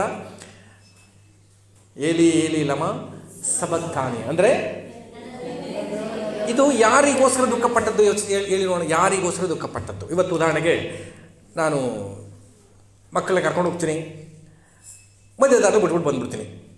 ಮಧ್ಯದಾರಲ್ಲಿ ಒಂದು 100 ಕಿಲೋಮೀಟ್ರ್ ಹೋಗ್ಬಿಟ್ಟು ಅಲ್ಲಿ ಬಿಟ್ಬಿಟ್ಟು ಬಂದುಬಿಟ್ಟೆ. ಮಕ್ಕಳು ಅಳ್ತಿರೋದು ಯಾತಕ್ಕೆ? ಈಗ 100 ಕಿಲೋಮೀಟ್ರ್ ನಾನು ದೂರದಲ್ಲಿ ಒಬ್ಬನೇ ನಡ್ಕೊಂಡೋಗ್ಬೇಕು ಅಂತ ಹೇಳ್ತಿಲ್ಲ, ನನ್ನ ಅಪ್ಪ ನನ್ನನ್ನು ಬಿಟ್ಟು ಹೋದಲ್ಲ ಅಂತ ಹೇಳ್ತಾರೆ. ಅಂದರೆ ಅಪ್ಪನಿಗೋಸ್ಕರ ಅಳ್ತಿರೋದು ಅದು. ಯೇಸು ಸ್ವಾಮಿ ಶಿಲುವೆ ಮೇಲೆ ಯಾತಕ್ಕೆ ಮಾತಾಡ್ತಿದ್ದಾರೆ? ಯಾರಿಗೋಸ್ಕರ ಮಾತಾಡ್ತಿದ್ದಾರೆ? ತಂದೆಗೋಸ್ಕರ. ದೇವರೇ, ನೀನು ನನ್ನ ಬಿಟ್ಟುಬಿಟ್ಟಲ್ಲ, ತಂದೆಗೆ ನನ್ನ ಕೈ ಬಿಟ್ಟುಬಿಟ್ಟಲ್ಲ, ತಂದೆಗೋಸ್ಕರ ಅಳ್ತಿದ್ದಾರೆ. ಇವತ್ತು ನಾವು ಕೂಡ ತಂದೆಗೋಸ್ಕರ ಅಳಬೇಕಾದ ಸಮಯ ಇದೆ. ದೇವರೇ, ಯಾವಾಗ ನಿನ್ನೊಂದಿಗೆ ನಾನು ಬರಲಿಕ್ಕೆ ಹೋಗ್ತೀನಿ, ಯಾವಾಗ ನಿನ್ನನ್ನು ನಾನು ಕಾಣಲಿಕ್ಕೆ ಹೋಗ್ತೀನಿ ಅನ್ನುವ ತಂದೆಗೋಸ್ಕರ ದುಃಖಿಸುವ ಸಮಯ. ಇವತ್ತು ನಾನು ಅದನ್ನು ಹೆಚ್ಚಿನ ಎಕ್ಸ್ಪ್ಲೈನ್ ಮಾಡಿದೆ, ನಿಮಗೆ ಅದು ಕನ್ಫ್ಯೂಸ್ ಆಗ್ತದೆ. ಮುಂದಿನ ದಿನಗಳಲ್ಲಿ ಕೆಲವರಿಗೆ ಮಾತ್ರ ಅದನ್ನು ತಿಳಿಸ್ಕೊಡ್ತೀನಿ. ಗಮನಿಸ್ರಿ, ಈಗ ಏನು ಹೇಳ್ತಿದ್ದಾರೆ ಇಲ್ಲಿ? ತಂದೆಗೋಸ್ಕರ ದುಃಖಿಸುವ ಕಾಲವು ಸಮೀಪವಾಯಿತೆಂದು ಸಮೀಪಿಸಿತು. ಆಗ ನನ್ನ ತಮ್ಮನಾದ ಯಾಕೋಬನನ್ನು ಕೊಲ್ಲುವೆನು. ಯಾರನ್ನ ಕೊಲ್ಲುವೆನು? ಆಗ ನನ್ನ ತಮ್ಮನಾದ ಯಾಕೋಬನ್ನ ಕೊಲ್ತೀನಿ. ಒಂದು ಕಡೆ ಹೇಳ್ತಿದ್ದಾನೆ ಅವನ ತಮ್ಮ, ಹಿಂಗೆ ಹೇಳ್ಬೋದಾಗಿತ್ತು, ನಮ್ಮಪ್ಪ ಇರೋವರೆಗೆ ಅವನ ಬದುಕಳ್ಳಿ, ಆಮೇಲೆ ನನ್ನ ತಮ್ಮನ್ನ ಕೊಲ್ತೀನಿ ಅಂತ ಹೇಳ್ಬೋದಾಗಿತ್ತು. ಹೇಳಿದರೆ ಅವನ್ನ ಕೊಂದು ಬಿಡ್ತಿದ್ದ. ಈಗ ಹೇಳಿ, ಯಾಕೋಬನನ್ನು ಕೊಂದನ? ಇಲ್ಲ. ಯಾಕೆ? ಒಂದು ವಿಚಾರ. ಎರಡನೇದಾಗಿ ಅವನಂತಿದ್ದಾನೆ, ನನ್ನ ತಮ್ಮನ್ನ ಕೊಲ್ತೀನಿ ಅಂತಲ್ಲ, ನನ್ನ ತಮ್ಮನಾದ ಯಾಕೋಬನನ್ನು ಕೊಲ್ತೀನಿ ಅಂತ. ಈಗ ಆ ಕಡೆಯಿಂದ ಬರುವಾಗ ಯಾಕೋಬನಾಗಿ ಹೊರಡುತ್ತಾನೆ. ಯಾಕೋಬನಾಗಿ ಏಸಾವನ್ನ ಸಂಸದನ ಇಸ್ರಾಯೇಲಕ್ಕೆ ಸಂಧಿಸ್ದ. ಹಲ್ಲೆಲೂಯಾ. ಇವನಂತಿದ್ದಾನೆ, ನನ್ನ ತಮ್ಮ ಯಾಕೋಬನನ್ನು ನೋಡಿದಾಗ ನಾನೇನು ಮಾಡ್ತೀನಿ? ಕೊಲ್ತೀನಿ. ಆದರೆ ಬಂದಾಗ ಅವನ ಅಪ್ಕೊಂಡ. ಯಾಕಂದರೆ ನೀನು ಯಾಕೋಬ ಅಲ್ಲ, ಯೇಸು ಕ್ರಿಸ್ತನನ್ನು ನೀನು ಸಂಧಿಸಬೇಕಾದ್ರೆ ಫಸ್ಟ್ ಕಳೆದ 2 ವಾರದಿಂದ ಹೇಳಿದೆ, ನೀನು ಯಾರಾಗಬೇಕು? ಯಾಕೋಬನಾಗಬೇಕು. ಈಗ ಹೇಳ್ತೀನಿ, ಆದಷ್ಟು ಬೇಗ ಇಸ್ರಾಯೇಲ್ ಆಗಬೇಕು ನೀನು. ಇಲ್ದಿದ್ರೆ ಯೇಸು ನಿನ್ನನ್ನು ಪಕ್ಕದಲ್ಲಿ ಕೊಲ್ತಾರ. ಮನಸ್ಸಿನೊಳಗದ ಆಲ್ರೆಡಿ ನಿನ್ನ ಕೊಲ್ಲೋ ವಿಷಯ. ಮನಸ್ಸಿನೊಳಗಿದೆ ಆಲ್ರೆಡಿ ನಿನ್ನ ಯಾರನ್ನ ಕೊಲ್ಲೋ ವಿಷಯ. ಯೇಸು ಸ್ವಾಮಿನ ಒಳ್ಳೆಯವ್ರನ್ನ ಕಂಡಿದ್ದಾರೆ, ನೀನು ಕೊಲ್ಲಕ್ಕೆ ಮನಸ್ಸಲ್ಲಿಟ್ಟಿದ್ದಾರೆ. ಆದರೆ ನಾನು ಯಾಕೋಬನಾಗಿಯೇ ಇವತ್ತಿನ ಹಳೆಯ ಜೀವಿತ ಹೇಗಿತ್ತು, ಹಳೆಯ ಸ್ವಭಾವ ಹೇಗಿತ್ತು, ಹಾಗೇ ಯೇಸುವನ್ನು ನಾನು ಸಂಧಿಸೋದಕ್ಕಿಂತ ಹೊಸ ಮನುಷ್ಯನಾಗಿ ನಾನು ಯೇಸುವನ್ನು ಸಂಧಿಸ್ಲಿಕ್ಕೆ ಹೋಗ್ತೀನಿ. ಆಗ ಮನಸ್ಸಿನೊಳಗೆ ಅಂದುಕೊಂಡದ್ದು ಮನಸ್ಸಲ್ಲೇ ಉಳ್ಕೊಳ್ಳುತ್ತೆ. ಯೇಸು ಹೇಳ್ತಾರೆ, ನಿನ್ನ ಪಾಪಗಳು ಕಡು ಕೆಂಪಾಗಿದ್ದರೆ ನಾನು ಏನು ಮಾಡ್ತೀನಿ? ಪೂರ್ವಕ್ಕೂ ಪಶ್ಚಿಮಕ್ಕೂ ಎಷ್ಟು ದೂರ ಅಷ್ಟು ದೂರ ಅಗಲಿಸ್ಬಿಡ್ತೀನಿ. ಹಲ್ಲೆಲೂಯಾ. ಅರ್ಥ ಆಗ್ತಿದೆಯಾ? ಏಸಾವ ಅಂದ್ಕೊಳ್ತಿದ್ದಾನೆ, ಆಗ ನನ್ನ ತಮ್ಮನ ಯಾಕೋಬನನ್ನು ಕೊಲ್ಲುವೆನು ಅಂದುಕೊಂಡನು. 32ನೇ ಅಧ್ಯಾಯ ಬನ್ರಿ, ಆದಿಕಾಂಡ 32ನೇ ಅಧ್ಯಾಯ. ಇಲ್ಲಿ ಇನ್ನೊಬ್ಬ ವ್ಯಕ್ತಿ ಆಡಾಗ್ತಾರೆ. ಈಗ ನಾವು 4 ಜನರ ಬಗ್ಗೆ ಕಲಿತಾ ಇದ್ದೀವಿ ತಾನೆ. ಇಸಾಕ ತಂದೆ ದೇವರು, ಏಸಾವ ಯೇಸು ಕ್ರಿಸ್ತನು, ಯಾಕೋಬ ನಾನು, ರೆಬೆಕ್ಕಳು ಸಭೆ. ಈಗ ಇನ್ನೊಬ್ಬ ವ್ಯಕ್ತಿ ಆಡಾಗ್ತಾರೆ. ಈಗ 3ನೇ ವಚನದಿಂದ ಓದೋಣ. 32ನೇ ಅಧ್ಯಾಯ, ಆದಿಕಾಂಡ 32ನೇ ಅಧ್ಯಾಯ, ಅದರ 3ನೇ ವಚನದಿಂದ. ಬಳಿಕ ಯಾಕೋಬನು ಎದೋಮ್ಯರ ದೇಶವಾಗಿರುವ ಸೇಯಿರ್ ಸೇರಿನ ತನ್ನ ಅಣ್ಣನಾದ ಏಸಾವನ ಬಳಿಗೆ ದೂತರನ್ನು ಮುಂದೆ ಕಳುಹಿಸಿದನು. ಕಳುಹಿಸುವಾಗ ಅವರಿಗೆ, ನೀವು ನನ್ನ ಪ್ರಭುವಾದ ಏಸಾವನ ಬಳಿಗೆ ಹೋಗಿ ಅವರಿಗೆ ನಿನ್ನ ಸೇವಕನಾದ ಯಾಕೋಬನು ಇಷ್ಟು ದಿವಸ ಲಾಬಾನನ ಬಳಿಯಲ್ಲಿ ವಾಸವಾಗಿದ್ದನು. ಸಾಕು ಪೂರ್ತಿ ಓದ್ತಾ ಹೋದ್ರೆ ಬೋರ್ ಆಗ್ಬಿಡುತ್ತೆ. ನಾನು ಕಥೆ ರೂಪದಲ್ಲಿ ಹೇಳ್ತಾ ಹೋಗ್ತೀನಿ, ಗಮನಿಸಿ. ಈಗ ಯಾಕೋಬ 27ನೇ ಅಧ್ಯಾಯದಲ್ಲಿ ಈ ಕೊಲ್ತೀನಿ ಅಂತ ಅಂದುಕೊಂಡಂಥ ವಿಚಾರ ರೆಬೆಕ್ಕಳ ಕಿವಿಗೆ ಬಿತ್ತಂತೆ. ಯಾರ ಕಿವಿಗೆ ಬಿತ್ತು? ನನ್ನ ಜೊತೆ ಇರ್ರಿ. ಏಸಾವ ಅನ್ಕೋತಿದ್ದಾನೆ, ನನ್ನ ತಮ್ಮನು ನನಗೆ ಬೇಕಾಗಿದ್ದ ಆಶೀರ್ವಾದವನ್ನು ಕದ್ದುಕೊಂಡಿದ್ದಾನೆ. ನಿದ್ರೆ ಬರ್ತಿದೆಯಾ? ನಿದ್ರೆ ಬರ್ತಿಲ್ಲ ಅಲ್ವಾ? ಗಮನ ಇಟ್ಟು ಕೇಳಿಸ್ಕೊಡ್ರಿ. ನನ್ನ ಆಶೀರ್ವಾದ ಕದ್ಕೊಂಡಿದ್ದಾನೆ, ಆದ್ದರಿಂದ ನನ್ನ ಅಪ್ಪ ತೀರೋದ ತಕ್ಷಣ ನನ್ನ ತಮ್ಮನನ್ನು ಕೊಲ್ತೀನಿ ಅಂದುಕೊಂಡ ವಿಷಯ ಯಾರು ಕೇಳಿಸ್ತು? ಯಾಕೋಬನಿಗೆ ಕೇಳಿಸ್ತಾ ಇಲ್ಲ. ರೆಬೆಕ್ಕಳು ಯಾರಿಗೆ ಹೋಲಿಕೆ? ಗಮನಿಸ್ರಿ, ಸಭೆಯ ಕಾಂಟ್ಯಾಕ್ಟಲ್ಲಿ ಯಾಕೆ ಇರಬೇಕು ಅಂತ ಸತ್ಯವೇದ ಹೇಳ್ತದೆ ಅಂದರೆ, ನಿನ್ನ ಕೇಡುಗಳ ಬಗ್ಗೆ ತಿಳಿದದ್ದು ಸಭೆ, ನಿನ್ನ ಕೇಡುಗಳ ಬಗ್ಗೆ ಎಚ್ಚರಿಕೆ ವಹಿಸುವುದು ಸಭೆ, ನಿನ್ನ ಅಭಿವೃದ್ಧಿ ಬಗ್ಗೆ ಎಚ್ಚರಿಕೆ ವಹಿಸುವುದು ಸಭೆ. ಈ 32ನೇ ಕೈ ಇಟ್ಕೊಳ್ಳಿ. 27ನೇ ಬಂದ್ರೆ ಅಲ್ಲಿ 42ನೇ ವಚನ ಹೇಳ್ತದೆ. 42ನೇ ವಚನ, ಹಿರಿಯ ಮಗನಾದ ಏಸಾವನು ಹೇಳಿದ ಮಾತು ರೆಬೆಕ್ಕಳಿಗೆ ತಿಳಿದು ಬಂದಾಗ ತಿಳಿಯಿತು. ಇವತ್ತು ಸಭಾಪಾಲಕರನ್ನು ನಾನು ನಿಮ್ಮನ್ನು ಕೇಳ್ತೀನಿ, ಎಷ್ಟೋ ವಿಷಯಗಳನ್ನು, ಕೇಳಿದ ವಿಚಾರಗಳನ್ನು, ನಿಮ್ಮ ಪರ್ಸನಲ್ ವಿಚಾರಗಳನ್ನು, ತೊಂದರೆಗಳನ್ನು, ತಪ್ಪುಗಳನ್ನು ಸಭಾಪಾಲಕನಾದ ನಾನು ಎಚ್ಚರಿಸಿದ್ದೀನ ಇಲ್ವಾ? ತಿಳಿಸಿದ್ದೀನಿ. ಕೆಲವರು ಮುನಿಸ್ಕೊಂಡಿರ್ಬೋದು, ಕೆಲವರು ಬೇಜಾರು ಮಾಡ್ಕೊಂಡಿರ್ಬೋದು, ಆದರೆ ಹೆಚ್ಚಿನ ಪರ್ಸೆಂಟೇಜ್ ಅದನ್ನು ಅಕ್ಸೆಪ್ಟ್ ಮಾಡಿದ್ದೀವಿ. ಬೇಜಾರು ಮಾಡ್ಕೊಂಡು ನೊಂದ್ಕೊಂಡಿರ್ಬೋದು, ಎಷ್ಟೋ ನಷ್ಟಗಳನ್ನು ಕೂಡ ಕಾಣ್ತಿದ್ದಾರೆ. ಆದರೆ ಸಭೆಯ ಕಾಂಟ್ಯಾಕ್ಟ್ ಇರಬೇಕು ಅಂತ ಯಾಕೆ ಹೇಳ್ತೀನಿ, ಯಾಕೆ ಸಭೆಗೆ ಬನ್ನಿರಿ ಅಂತ ಹೇಳ್ತಿದ್ದೀವಿ ಅಂದರೆ, ನಿಮ್ಮ ಕೇಡಿನ ಬಗ್ಗೆ ಅಕ್ಕರೆ ಉಳ್ಳವರು, ಕೇಡಾಗಬಾರ್ದು ಎಂಬುದಾಗಿ. ಈಗ ನೆಕ್ಸ್ಟ್ ಏನು ಹೇಳ್ತಿದ್ದಾರೆ, ಆಕೆಯು ತನ್ನ ಕಿರಿ ಮಗನಾದ ಯಾಕೋಬನನ್ನು ಕರೆದು, ಏಸಾವನು ಅಂದುಕೊಂಡದ್ದು ಕೇಳ್ತಿದ್ದಾಗೆ ಯಾರನ್ನ ಕರೆಸಿದ್ದಾಳೆ? ಯಾಕೋಬನನ್ನು ಕರೆಸಿದ್ದಾಳೆ. ನಾನು ನಿಮ್ಮನ್ನು ಕರೆದಾಗ ಬರ್ತೀರಾ? ನಾನು ಕೇಳ್ತೀನಿ ಮತ್ತೆ, ನಾನು ನಿಮ್ಮನ್ನು ಕರೆದಾಗ ಬರ್ತೀರಾ? 18ನೇ ತಾರೀಕು ಬನ್ನಿ. 18ನೇ ತಾರೀಕು ಬನ್ನಿ, ನಿಮ್ಮ ಜೊತೆ ಮಾತಾಡ್ತೀನಿ ನಾನು. ಆಮೇಲೆ ರಾತ್ರಿ ಪ್ರಾರ್ಥನೆಯಲ್ಲಿ ನೀವೆಲ್ಲರೂ ಇರ್ರಿ, ನೋಡಮ್ಮ ರೆಬೆಕ್ಕಳು ಕರೆದಾಗ ಯಾಕೋಬ ಬಂದ, ಈ ಯಾಕೋಬ ಬಂದಾರ ಅಂತ ನೋಡ್ತೀನಿ. ಕರೆಸಿ ಈಗ ಆಲೋಚನೆ ಹೇಳ್ತಿದ್ದಾವೆ, ನೀನೇನು ಮಾಡು, ಅವನಿಗೆ ನಿನ್ನ ಅಣ್ಣನಾದ ಏಸಾವನನ್ನು ಕೊಲ್ಲಬೇಕೆಂದು ಯೋಚಿಸಿ ತನ್ನ ಹೊಟ್ಟೆ ಉರಿಯನ್ನು ಆರಿಸಿಕೊಳ್ಳಬೇಕೆಂದಿದ್ದಾನೆ. ಆದ್ದರಿಂದ ಮಗನೇ, ನನ್ನ ಮಾತನ್ನು ಕೇಳು. ನೀನು ಎದ್ದು ಕಾರಾನ್ ಊರಿನಲ್ಲಿರುವ ನನ್ನ ಅಣ್ಣನಾದ ಲಾಬಾನನ ಬಳಿಗೆ ಓಡಿ ಹೋಗಿ ಕೆಲವು ಕಾಲ, ಅಂದರೆ ನಿನ್ನ ಅಣ್ಣನ ಕೋಪವು ಶಮನವಾಗುವವರೆಗೂ ಅವನ ಬಳಿಯಲ್ಲಿರು. ಎಲ್ಲಿರು? ಈಗ 32ನೇ ಅಧ್ಯಾಯಕ್ಕೆ ಬನ್ನಿ. 32ನೇ ಅಧ್ಯಾಯಕ್ಕೆ ಬನ್ನಿ.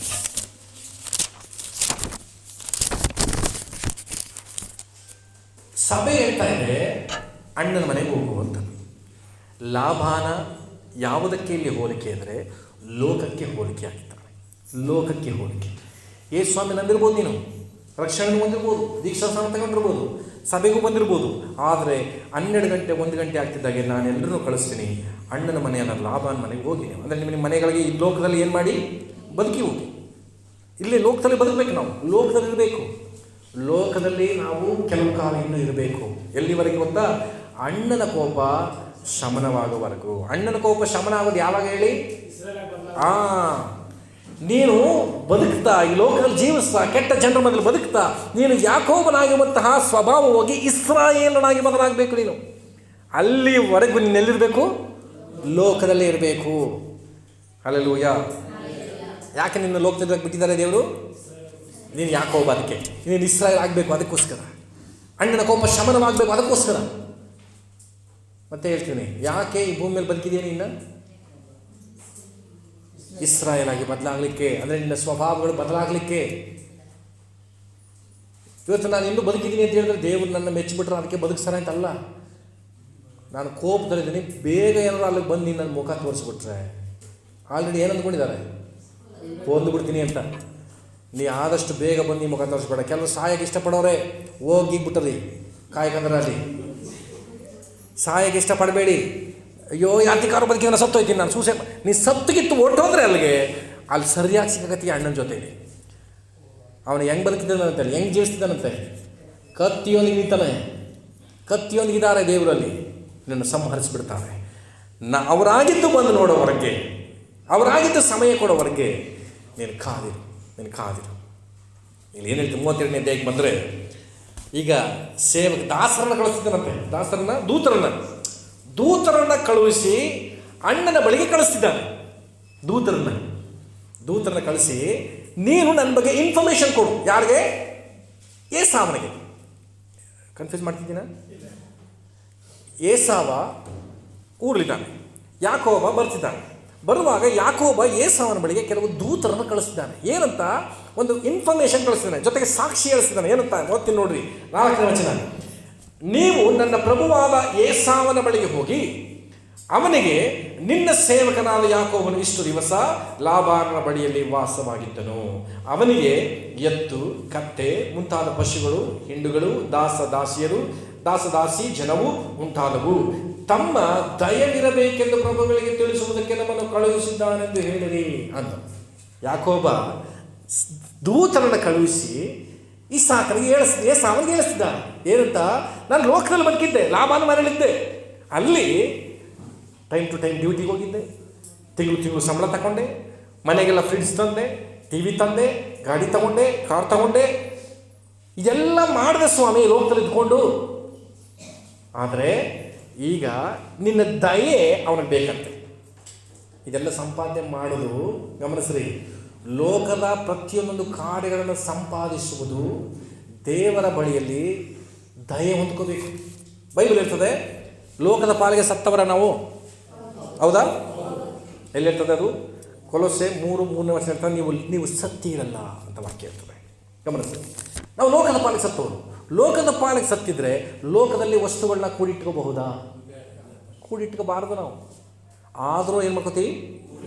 ಅದಕ್ಕೋಸ್ಕರ ದೇವ್ರ ಮುಂದೆ ಹೋದಾಗ ದಯೆ ತೋರಿಸ್ಬಿಡು ಸ್ವಾಮಿ, ವಸ್ತುಗಳು ತಗೊಬಿಡ್ತೀನಿ, ದಯೆ ತೋರಿಸ್ಬಿಡು ಸ್ವಾಮಿ, ಜಮೀನು ತಕ್ಕಂದಿನಿ, ದಯೆ ತೋರಿಸ್ಬಿಡು ಸ್ವಾಮಿ, ಮನ ತಕ್ಕಂದಿನಿ.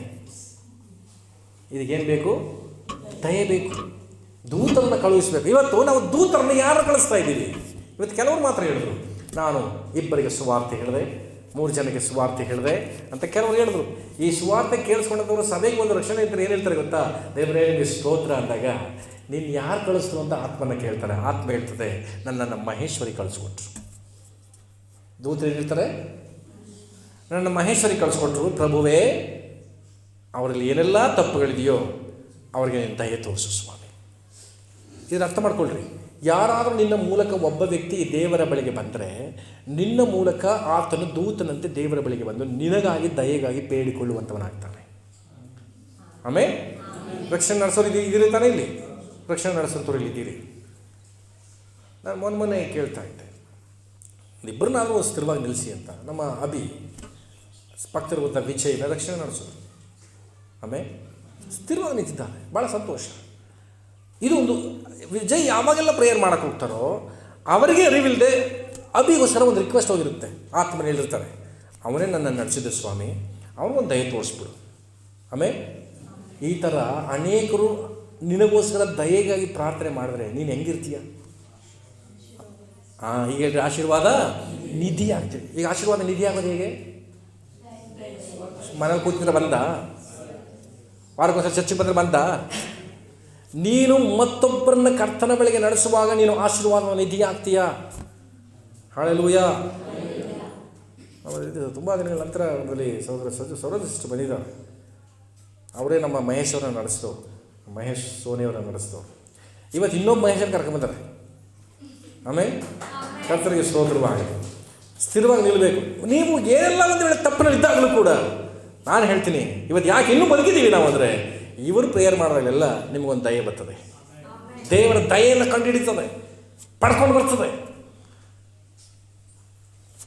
ದೇವರ ದಯೆಯನ್ನು ಪಡ್ಕೊಳ್ಳೋದು ಹೇಗೆ? ಎಲ್ಲರ ಜೊತೆ ದೇವರ ದಯೆಯನ್ನು ಪಡ್ಕೊಳ್ಳೋದು ಹೇಗೆ? ಕರ್ತನ ಬಳಿಗೆ ನಡೆಸುವಂಥದ್ದು ಅಂದರೆ ದೂತರನ್ನು ಕಳುಹಿಸುವುದು. ಈ ವಚನಕ್ಕೆ ಹಿಂಗೆಲ್ಲ ಅರ್ಥ ಇದ್ದಪ್ಪ ಅಷ್ಟೇ ಅಂತಂದರೆ ಆ ಅರ್ಥನ ಕೊಡ್ತಿದ್ದಾರೆ ದೇವರ.